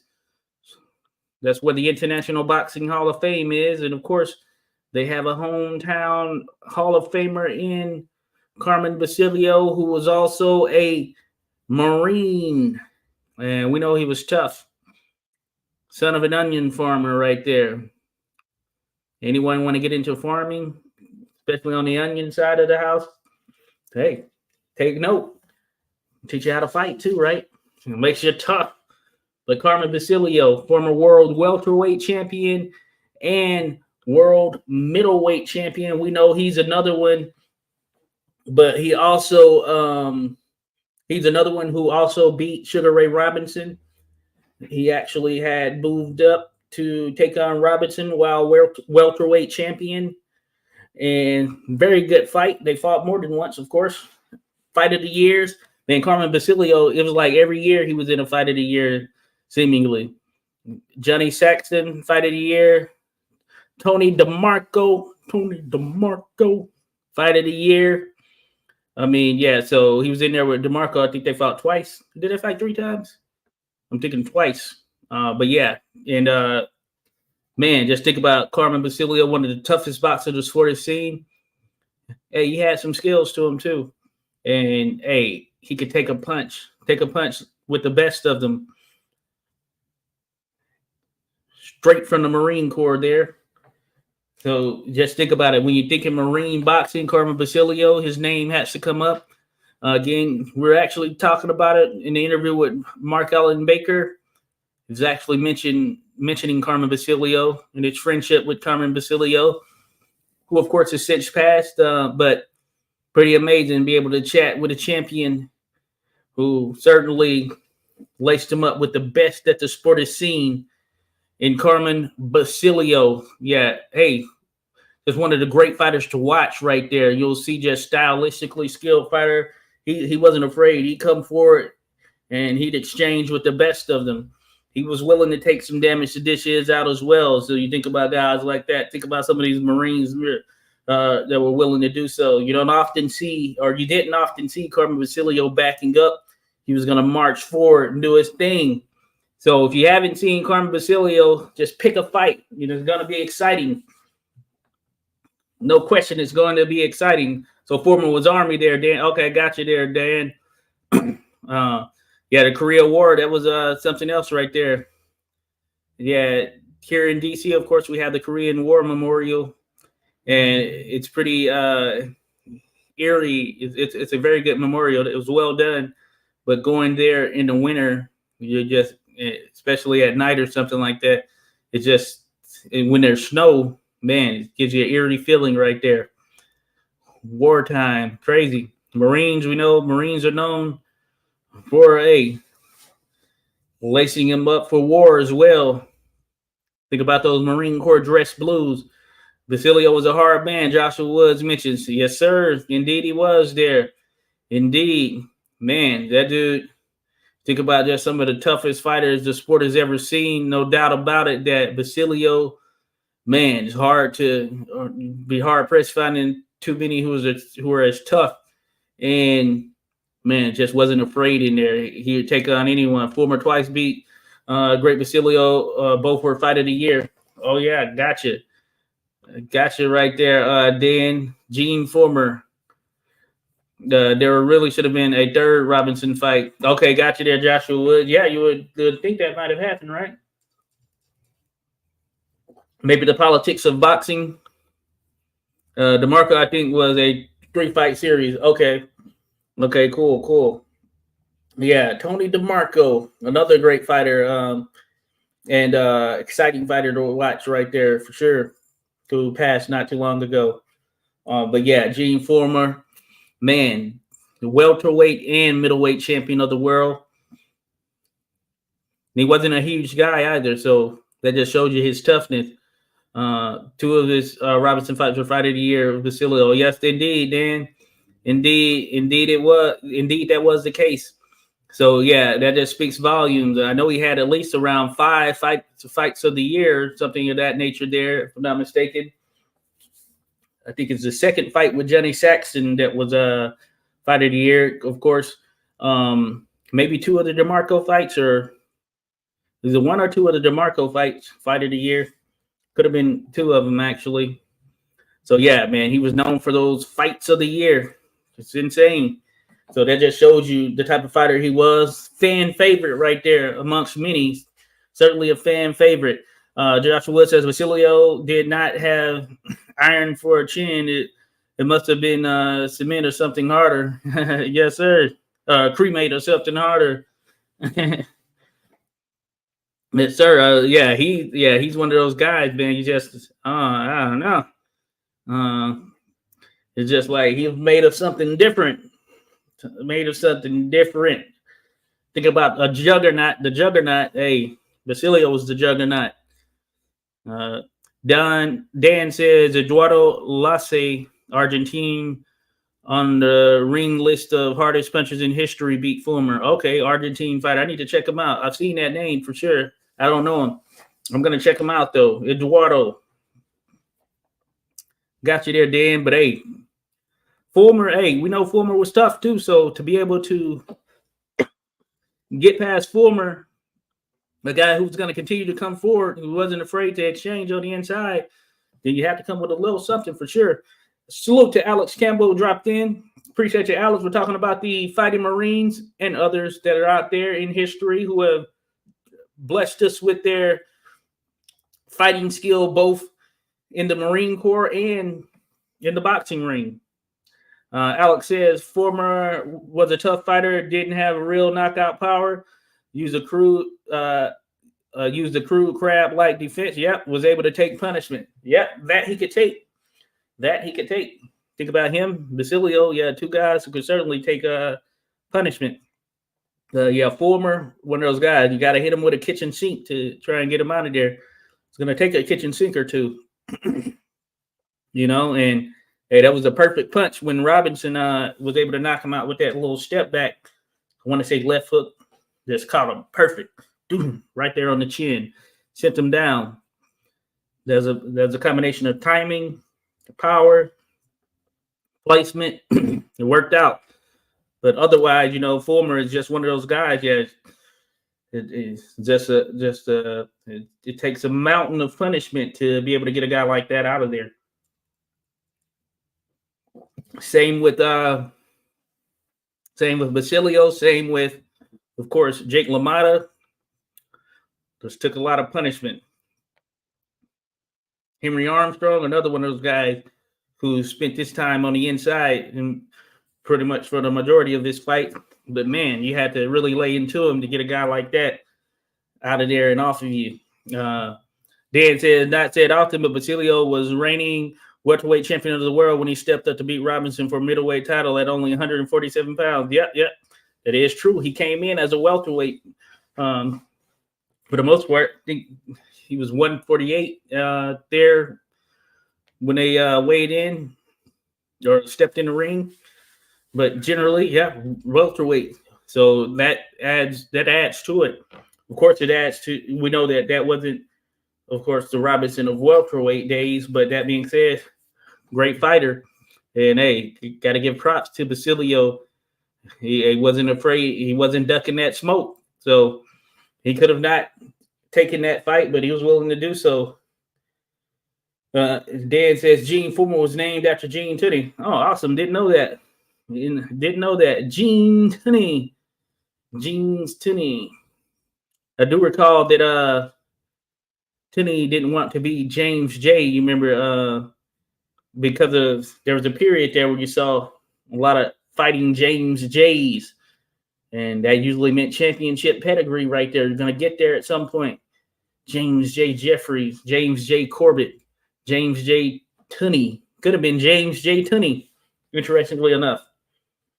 James J. Braddock, Or the other James J. That may be worth the video. The top fighting James J's, which is interesting. You know how boxing and names, there's always little fun stories behind those at times. Alex says when Basilio fought Fulmer, he had lost a step after all those fights. Certainly, you're fighting in that many fights of the years against the level of competition, yeah, they got to take something out of you right there. That's got to take something out of you. I mean, that's a lot of punishment to take, a lot of big shots accumulating just over the course of rounds, not to mention what's taking place from a training standpoint, the sparring, all that stuff. You got to say it adds up. Most certainly, it has to add up. So that's the type of stuff you can see for sure. Two great fighters, no doubt about it there, Dan. Look like twins. Yeah, there's some similarity there. I see what you're saying there, Dan. I do see what you're saying. Joshua former would just crowd you. Yes, indeed. He would just be in there, like you said, or Alex was saying that crab like he just be in there. Like he force you to fight his fight too, you know. With guys like that, if they lure you in and you start fighting their fight, it usually doesn't end well for you. Just finish my cut him back. Salute Rodolfo Rivera Jr. Be sure to check him out, folks. Appreciate you there, Rodolfo, talking about the Fighting Marines there. Rodolfo, you're a Marine, right? Semper Fi, Rodolfo the Marine, Semper Fi. Joshua Woods, James J. Jeffries. Yeah, another great fighter right there. Great heavyweight in history. Another great heavyweight in history. Happy Veterans Day 86. Thanks for your service, bro. Hey, appreciate it there, Rodolfo. Matter of fact, happy Veterans Day to all of the vets around the world that are going to be coming up here. If you're watching this tomorrow, for sure, you're right on cue. Happy Veterans Day. And salute to the Marines out there celebrating birthday number 248. I have some more texts I have to send out for the number of Marines that are out there that I've served with. Let me see. Have I gotten any? No, that's it. Maybe. No, maybe not. Look, Marines, we're going to hit you up. But yeah, different times, different places. But salute to all the Marines out there, the Fighting Marines for sure. Dan says former kill Kid Perret. Yeah, he beat him up real brutal, and Griffith didn't want to really hurt him that bad. It was Fulmer's damage. Fulmer was bad, but a sweet kind of nice gentleman in real life. Oh, you think so there, Dan? There was a pretty brutal fight there with I haven't seen I don't know if there's footage of it, but I haven't seen the former Perret fight I've mentioned. But yeah, there was a pretty brutal knockout there with Perret and Griffith. Hey, speaking of that, that there have been some situations with, like, for instance, I think it's Tommy Campbell. Well, Max Baer killed Tommy Campbell. Or Frankie Campbell? But there was another one who was that? Ernie Schaff. He died, and was it Campbell, Frankie Campbell, or I know Ernie Schaff died too. Primo killed, or thought to have killed one of them, or in relation to the one that died when fighting Primo. As a matter of fact, they said it was Max Baer. I know they were alluding to Max Baer was the reason that he actually died. I can't remember if that's Schaff or Frankie Campbell. Can't remember here off top, but someone, Dan, maybe or someone out there I know But yeah, that's happened before where some fighters continue even though they suffered some damage. I think Campbell, it was something to do with the neck when he got knocked out by Baer, and then Ernie Schaff, who I think Primo. Okay, so Ernie Schaff, but did he die fighting after the Primo Carnera fight? No, I hadn't looked it up, but there's something pretty crazy right there. Some situation like that, and then Frankie Campbell, I think he got caught and hurt by Baer, and he might not have. I can't remember if he got up, but his neck was practically broken. I guess they say something to that tune, at least, which is insane to think about. Yeah, boxing had a lot of James J's because of two James J's. Yes, sir. Joshua Woods there. The James J's. Good old mama who always ties his 10%. Hey, got to do it right there. Got to show that love right there, Dan. Parrott was strapped on the ropes. Yeah, he was. That was a pretty, I always say the brutal beating. I think the most brutal beating on, as far as boxing, I always chuck it up to Dempsey Willard. I said that got me into the history of the sport. but certainly the most, I guess if you could say, goes beyond brutal, or I guess you could say shocking in some sense, was that Griffith Parrott third fight stoppage. I mean, yeah, the ref didn't get in there on time, Of course, the fighters, hey, just one of those situations. The ref couldn't get there on the time. The fighters, hey, they're taught to keep fighting, keep punching. A lot of unnecessary shots taken there. A lot of, some bad blood, of course, leading into the fight. So you can understand why in that sense. So yeah, that was a pretty intense situation right there. DL Presser Libre to all the S. All right, what's that right there, Alex? Give me up to speed, buddy. Okay. Gotcha, Alex. Gotcha. Salute to you, buddy. Simplified to you as well. My father was a Marines, World War II. Rodolfo, you Marine? No, just if Rodolfo was it, but just messing around with Rodolfo. James, hey, salute to you, James. Appreciate you dropping by, buddy. You've probably been here. I can't remember if you've been here before, but or joined the live before. Always great to have you. I think you have. And we chatted for sure. My father was a World War Marine as a combat engineer, flamethrower, demolition guy. Oh wow, Guadalcanal, Tarawa, Sipan, and Tinan. All right, that's good stuff, James. Hey, appreciate you, James.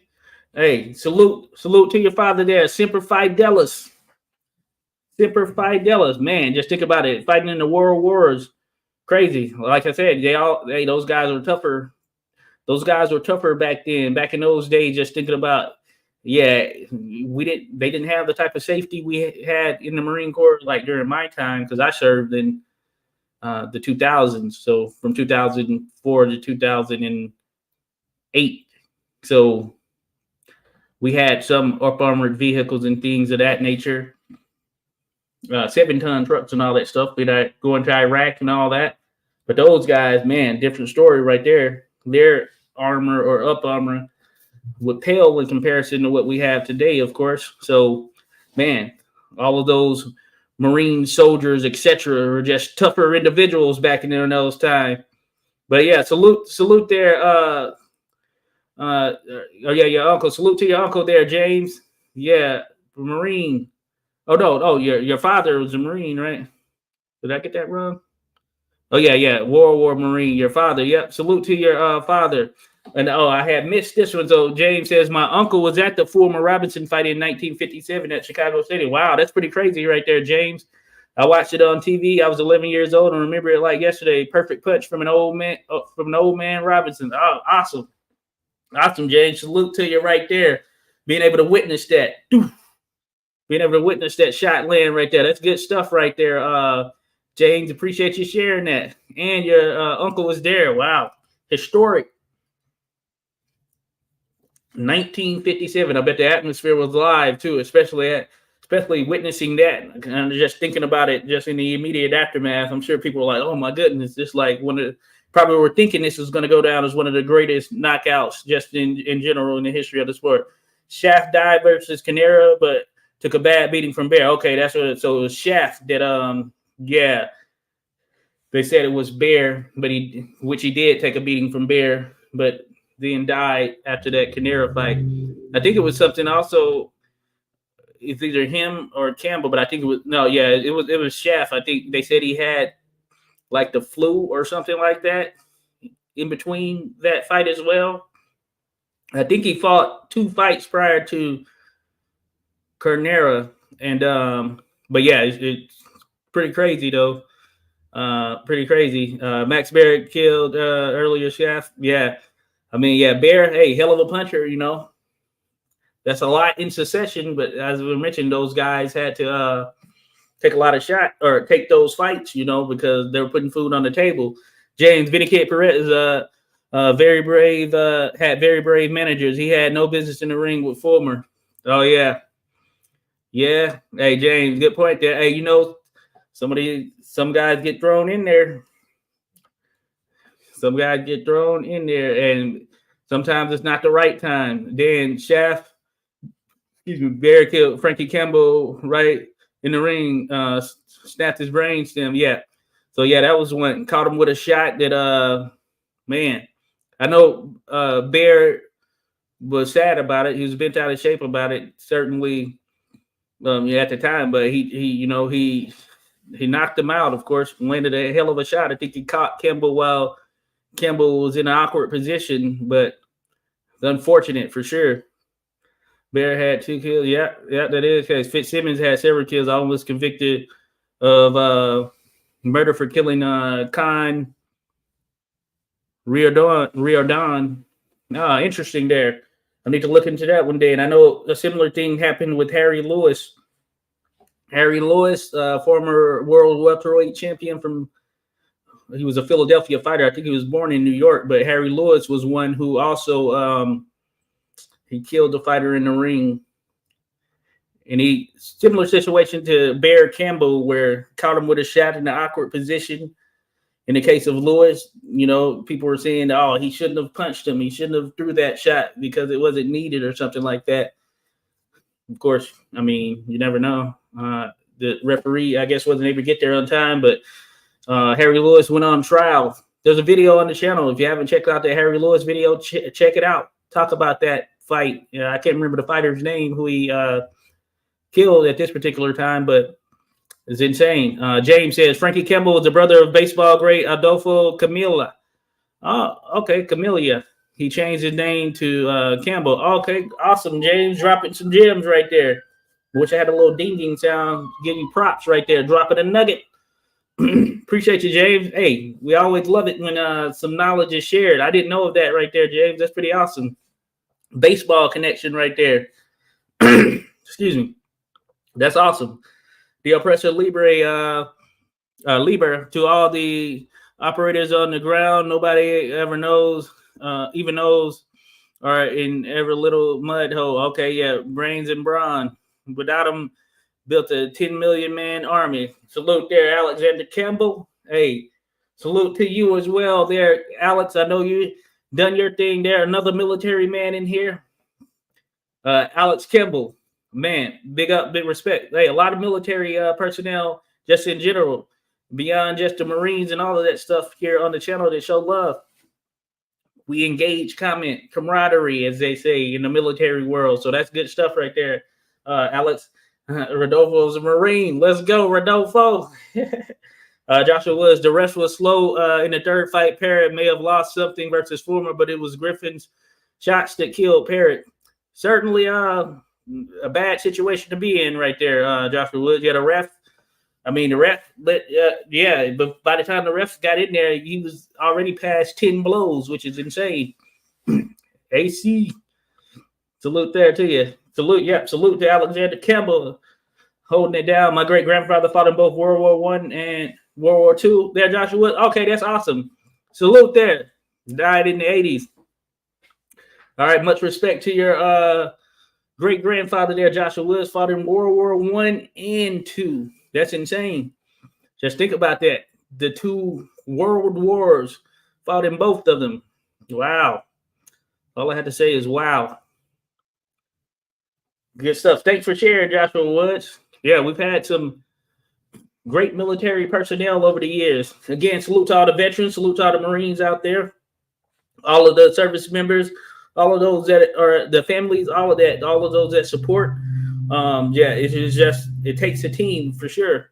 It takes a team, a grand team at that. So that is pretty awesome right there, Joshua Woods. Thanks for sharing for sure. Boz said, I'm back on YouTube, as you can see. Oh, yeah, the Boz, yeah. You flipped and flopped so many times, Boz, I didn't even notice. But good stuff. My great uncle was a bomber pilot in World War II. Oh, wow. Awesome there, Rodolfo Rivera Jr. That is pretty awesome.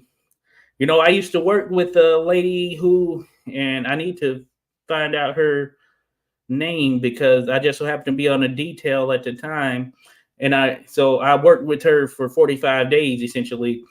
But she was the daughter of the pilot that was driving or flying the I want to say the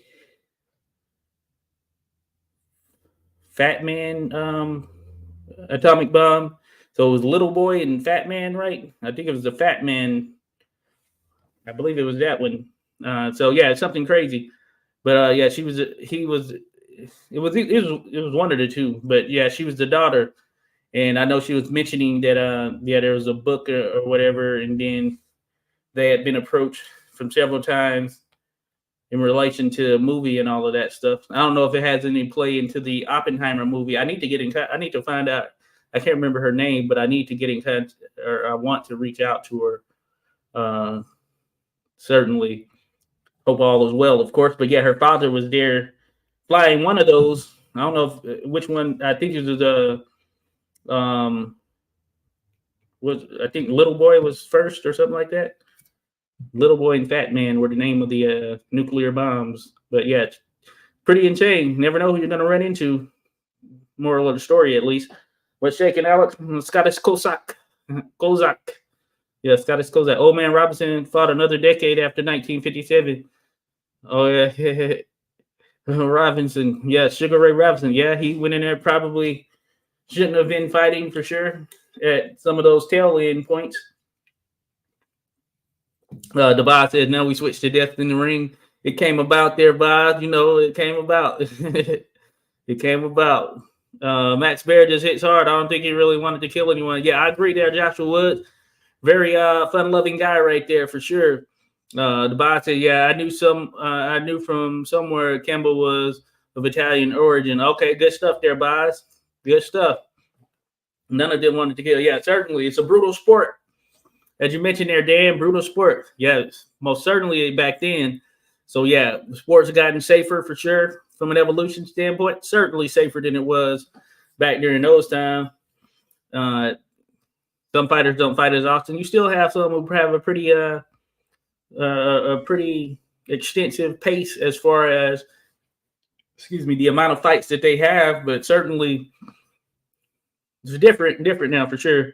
Same as Young Corbett, the third, real name Rafael Copabianco. Yeah, I remember he was. I couldn't remember his name, but I remember he was Italian for sure.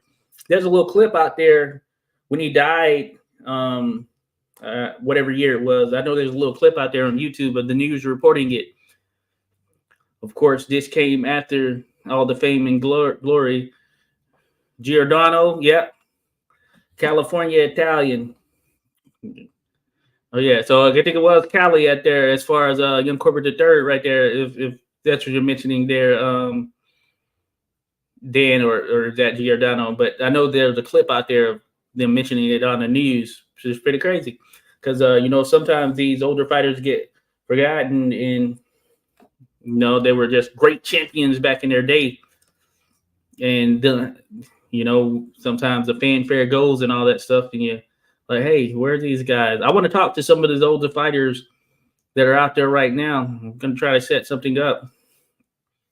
Of course, easier said than done, but it'll be good to converse because just thinking about those from those times, a style and a time of fighting that, yeah, we probably won't see again, just given where we are now. I said, "Oh, absolutely from bad weather." Oh, yeah, bad weather right there. Good, I got you there, Vaz. Hey, keeping that workout going is good. That is something right there, Dan. Joshua Woods, great grandfather in World War I and II. It's insane. Raf Giordano, but one of the announcers was racing and called him Young Corbett instead. Oh, okay. Okay, gotcha. That's where he came with it. Yeah, he was the third. Then Young Corbett the second from back in the day. Remember him? Then the original Young Corbett, George Green. Joshua Woods, he was about 16 in World War I. Wow, crazy. And 30th by the start of the Second War. He said the Second War was worse than the first. Wow. Phew. Oh, yeah, Second War. Yeah, that's when Pearl Harbor was bombed. So, yeah, I'd imagine But yeah, I imagine, yeah, that's pretty crazy. World War II. Hopefully, we don't get a three with all that's going on in the world right now. Knock on wood. Uh, from Denver. Okay.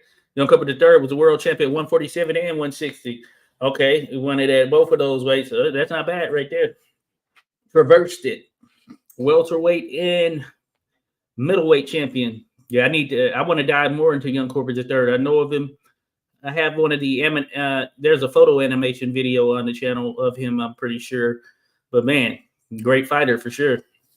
Jay Woods, American. Yes, sir. The boss says lost his welterweight crown to McLaren in one round. Oh wow, yeah, McLaren, yeah, taken by surprise. But yeah, McLaren, one of the great fighters for sure. One of the great welterweights of all time. Know about that series between him and Barney Ross, a fighting Marine who was on this list here. Alex Kimball says, my dad fought in the British Army World War II, 51st Highlanders. Okay, good stuff. My granddad in World War I, Argyle and Sutherland Highlanders. Okay, good stuff. And my mom, dad fought against Stalin in the Reds. Okay. Why the family got out of Dodge. All right, got you there. Hey, salute to you there, Alex, from a military family for sure. That's good stuff. Yeah, I remember you were talking about some of the military ties there, Alex. Hey, appreciate you there. Buddy, Viva Ukraine as well. I mean, salute to all the military families out there. Again, we're here talking. We kind of jumped to different little spots now, but still all relevant. We're talking about some of the great actual fighters of the Marines, but also in the military in general, because we've had many military servicemen or fighters turned military turned fighters, just a mix, just a whole mixture of it. And man, much respect to those guys and gals, all that were tied to it, just support across the board. And young Corbett took an Irish name. Gotcha. Gotcha there, Joshua. Yeah, it's funny. The Red Death, they were terrible scourges, Stalinist. Yeah, Stalinist. Yeah, oh yeah, Joseph Stalin. Yeah, crazy.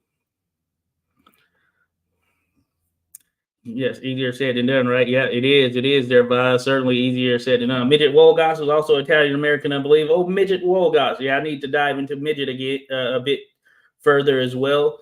Midget Wolgass, in addition to Ed Wolgass of relation. I don't know. I don't think so, right? Or maybe, not sure. But you know how some of these boxers take names or whatever. But yeah, Midget Wolgass, someone I want to dive into for sure. So yeah, Corbett the third also hit pretty hard for his sides. Gotcha. Yeah, I bet. The small guy. He actually beat Lesnovich by KO. I believe it was a cut. TKO. Okay. Gus Lesnovich. Yeah, great fighter there. I thought Wollaston was German. Wollaston was German. Yeah, I'm not sure. Not sure. There, Alex. Okay, you're talking about Wolgass. Okay. So yeah, he's German. Okay, Ed Wolgass, German. But yeah, that's it. That's what's up. I need to look into him a bit more, as mentioned there. Also, Ed Wolgass. Yeah, I was thinking of Midget, but I need to look into both of them actually. So Midget Wolgass and Ed Wolgass. I think Ed fought first, right? Yeah, Ed came before Midget, if I'm not mistaken. Or I could be wrong. But I think Ed was before Midget. Funny names in boxing, huh? The German name Wolgass. Okay. German. All right. Salute there. Joshua Woods, yeah, it was pretty common for boxers to take names from past names. Today, Tyson Fury is named, it's the modern name still. Yeah, yeah, he is. So Tyson Fury out of Iron Mike Tyson, something to that tune right there. Heavyweight. We all know Iron Mike, standout he was in the heavyweight division. Let me see here. So again, we're here to talk about the Fighting Marines. Just so I had it. Oh yeah, Ken Norton. We did mention Ken Norton, another great fighter. Hercules right there. Oh, Black Hercules himself as well. Another tank of a fighter. Mixed it up with some top level guys for sure, or top level heavyweights. Lost some, but hey, put up a hell of a fight in some occasion. Then we think about that Holmes fight, very good one. So I had Terry Downs, Mike Weaver, Carmen Basilio. We discussed Ken Norton, Barney Ross, Paul Pender, Tommy Loughran, of course, Gene Tunney, Mike Weaver, who we spent a little time on. And then let me see, one more here. There is one more. One more I want to mention, as a matter of fact, since we did mention him, and that's old Leon Spinks, probably one of the more up and down, crazy arcs of a careers right here. Leon Spinks, I guess, is the last one we can kind of touch on. Right there. Let me see what Dan says. Harry Grant wanted to sound Irish. His parents from Germany. Krebs, real name. Okay, got you there. Dan, good stuff. Thanks for sharing that nugget of info. Norton's son would win Super Bowl titles with the Cowboys. Oh yeah. Ken Norton Jr. Remember him? Yeah, certainly do. Bob's gonna name himself Young Tyson Fury. Good stuff. But you're actually older. Hey, yeah, the young doesn't matter. You can throw it on there, but it doesn't matter. That's funny. Yeah, everyone wanted to be the next John L. Sullivan. Oh yeah, certainly Sullivan. Yeah, was able to stand out, make a lot of money for sure. He set the tone there. Set the tone for what will become as far as the heavyweight division. So I pulled up the Leon Spinks. Talk about a crazy career, and he's a wild dude in general. Just a wild dude there, old Leon, who of course passed away a few years back. But hey, he has that win over Muhammad Ali, as we all know. But that being said, from there, the money and fame tended to be a downfall as far as boxing becoming kind of second fiddle for him. He can't halfway your way through fights, halfway train your way through fights, all that good stuff. So that's why his record looks pretty crazy. 26 wins, 17 losses, 3 draws. But yeah, at some point he was just taking fights for the money. You know how that goes. But Leon Spinks, of course, with his brother Michael the Jinx Spinks. There's one of those guys who another interesting character there in the sport of boxing. Hey, boxing has seen its fair share of interesting individuals from personality standpoint, right? Just some interesting characters in the sport just in general. So got to give it to them. Never cease to leave us entertained for sure. Never cease to do that. Dan said in the San Francisco 49ers, Jay Woods. Oh, yeah, 49ers. I remember him being, defensive coordinator or something like that, right? Too. I saw the fights, Stinks Snooker, the world by outpointing Ali. Saw it on TV. Oh, you thought, oh, yeah. Snooze fast there, Alex. Ken Norton Jr. should be in the NFL Hall of Fame. Hey, maybe he'll get there. Maybe he'll get there, Dan. Maybe. Stinks. Spinks. Okay.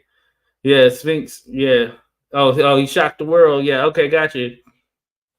Oh, yeah, with the win over Ali. 7-0 at the time. But hey, put it together for that one fight. That one fight was a game changer for him. The rest is history, as they say. As a Cowboys fan, I agree with Norton being in the NFL Hall of Fame.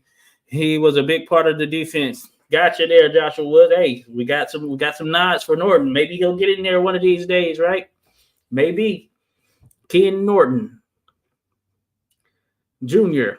Michael was just more talented than slick than Leon. Oh yeah, the Jinx. Yeah, that herky jerky. Yeah, he was legit. Of course, we know he only has that one loss to Tyson there at heavyweight. Fast hands, good power. Indeed, there.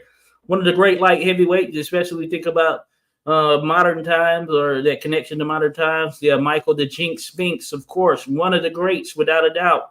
The matchup pretty much amongst all the eras. He was just a skilled fighter for sure. Then as a player, linebacker, Cowboys, and 49er. Okay, yeah. So, hey, Ken Norton Jr., we'll give them nods there, folks. NFL Hall of Fame. Alex says, I'm on an iPad. How does one disable the spell checker? Oh, yeah. I know what you're saying there, Alex. Yeah, I get, this auto spelling stuff. Sometimes my stuff gets changed, and I look back and be like, what the heck? It's like insane. And sometimes, on Twitter, you can't change it. So if it auto spells something or just jacked it up, then, hey, it is what it is, I guess. Quite a brother duo. One beat Ali, another Holmes. Yeah. Matter of fact, the first to stop Holmes from hitting 49-0, was it? Holmes was 48-0 at the time. And the Jinx, who moved up to heavyweight, as we know, was able to bring a stop to it. Larry feels he was robbed. Do you think Larry was robbed, Boz? Do you think the boxing powers robbed Larry Holmes in that Spinks fight? That's what Larry feels. I know he feels that way. I've heard him say it. Remember Moose Johnson, Darrell's? He's from my high school. I know him well. Okay, Moose Johnson. I've heard that name. Moose. Moose. I got you, Alex. Hold on. Oh, Rodolfo. Hey, yeah, Rodolfo be all over it. One of those youngsters these days, they know how to do everything. The spell checker is not perfect. No, it's not. It'll throw some crazy combinations out there. Jay Woods, fullback, Darrell Justin. Okay. Moose. He's up with Hall of Fame now. Okay. And shout out to Eddie Mustafa Muhammad. Yes, sir. Another outstanding light heavyweight of the 70s and early 80s. Oh, yeah. I know Benny. Yeah, he was a good one. I interviewed him once. Yeah, Eddie Mustafa Muhammad. I interviewed him. I was writing for this other site. This is a few years back. Well, more than a few years back. Pre-pandemic. Basically, pre-pandemic. Another great fighter right there. Precision says Sam Langford was all that. Certainly he was there, Precision. You're speaking the truth right there. I appreciate you dropping by, Precision. Haven't seen you here before, but yeah, Sam Langford was the truth. Legit. Or in the setting and search auto corrections there, Alex. You can get that thing turned off.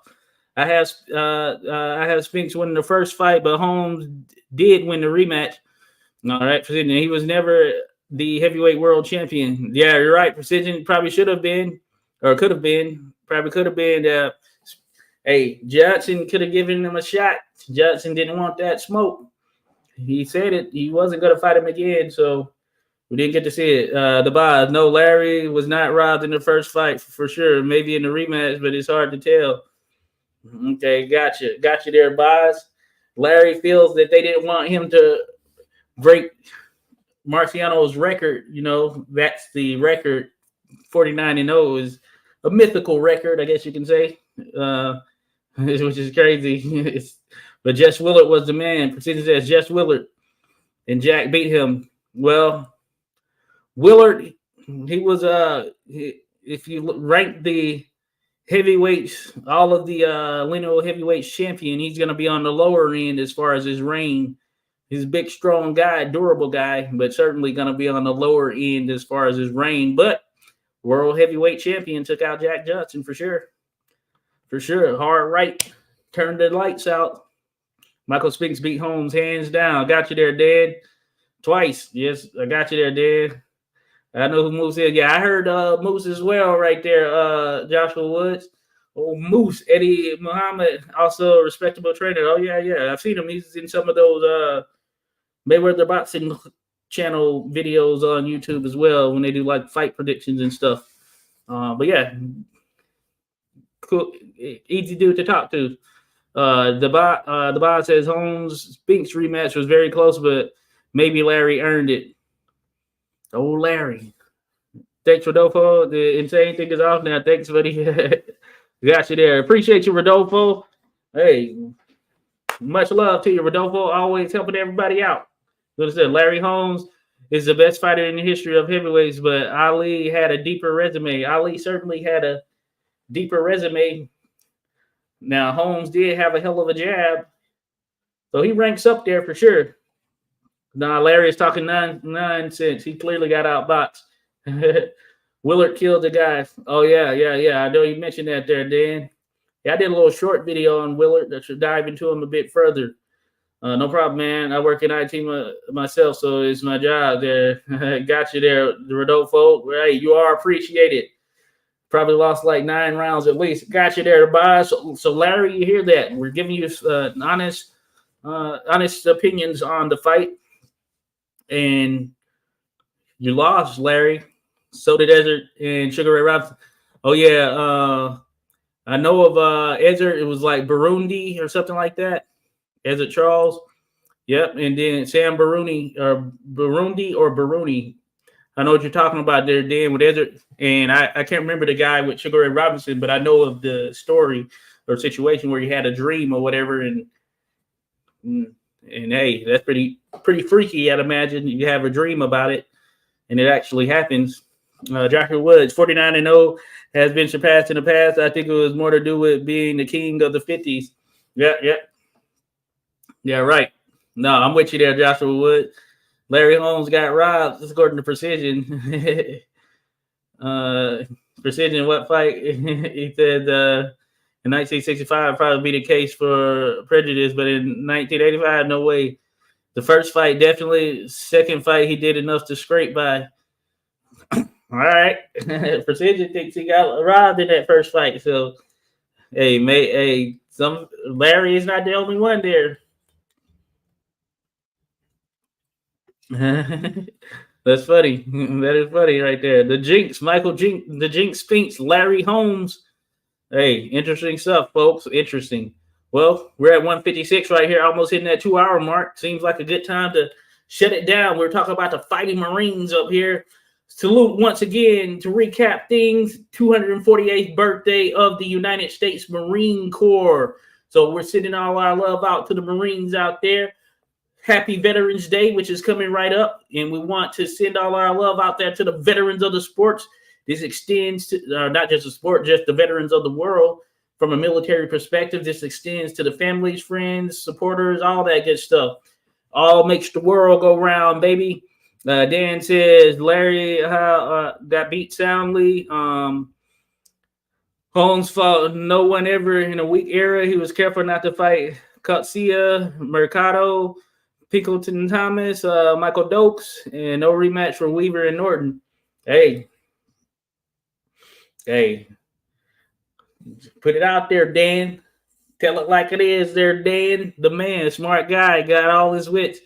Very wealthy. Oh, yeah, he was able to do his thing. Sparring partner for Ali for a good period as well. So, certainly that had to add to it, help him out there. But Ali shouldn't have fought him. As someone said, Holmes was with Don King, same as Johnny Saxton, who was Frankie Corba's manager. Corba's man got a gift against Basilio. Oh, okay. Got you there. Hey, we've seen some of that over the years, right?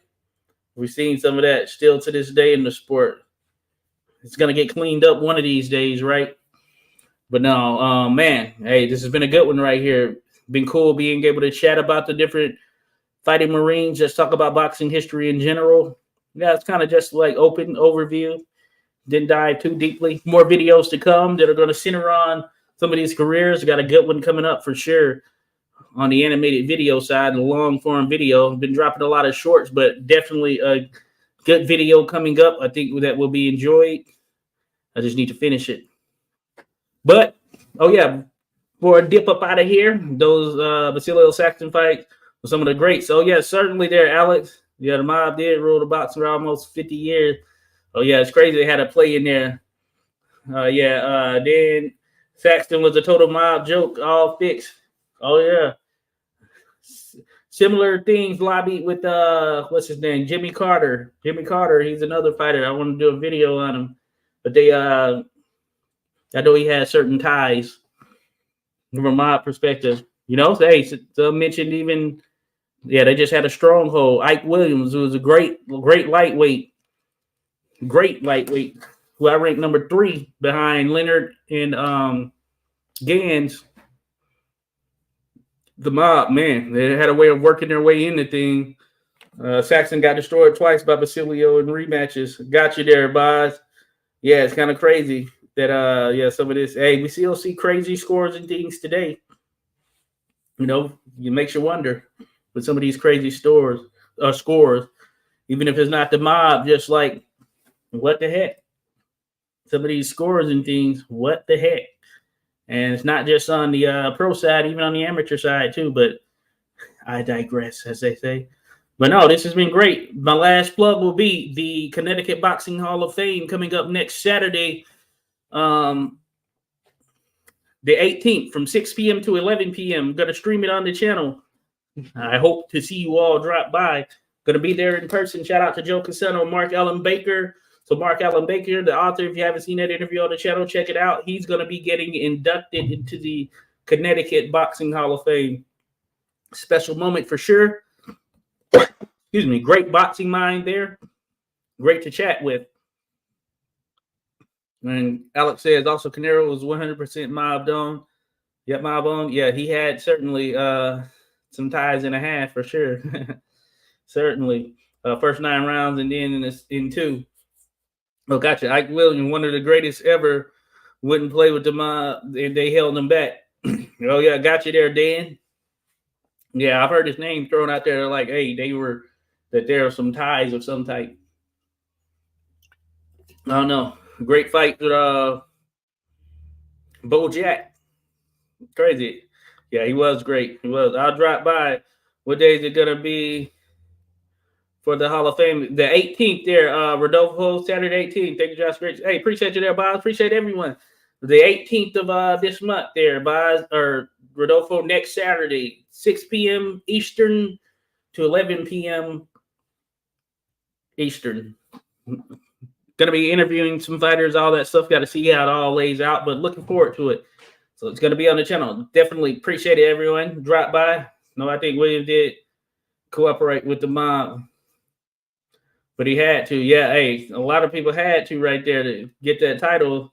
All right, 18 sounds good. Oh, yeah, we'll chat for sure there, Rodolfo. We'll chat there to Boz as well, but I'm not going to be able to do the show on Sunday. I got to do a boxing show locally here there, Boz, just FYI, but you can keep it going for sure. Great seeing everyone. Yes, indeed, Dan. Rodolfo, Alex, everyone who dropped by, Josh Frank, they're talking Precision, who was just in this thing. James, appreciate you dropping by, share some thoughts. My fellow Joshua there, Joshua Woods, all the Marines out there, salute to you. All the military veterans out there, salute to you. Everyone who dropped in, Bruce Gas, Skywalker Boxing, Alistair Overeem. Yeah, I think I got everyone. I think I got it. If I miss your name, oh yeah, Angel Diaz. Of course, Dan the man, of course, up in this thing. But hey, you all appreciate it. You all are appreciated for sure. Love the conversation. Love the conversing. We're going to keep this thing going. So peace and salute to you. Salute to the Marine. 86 Boxing, baby. We'll be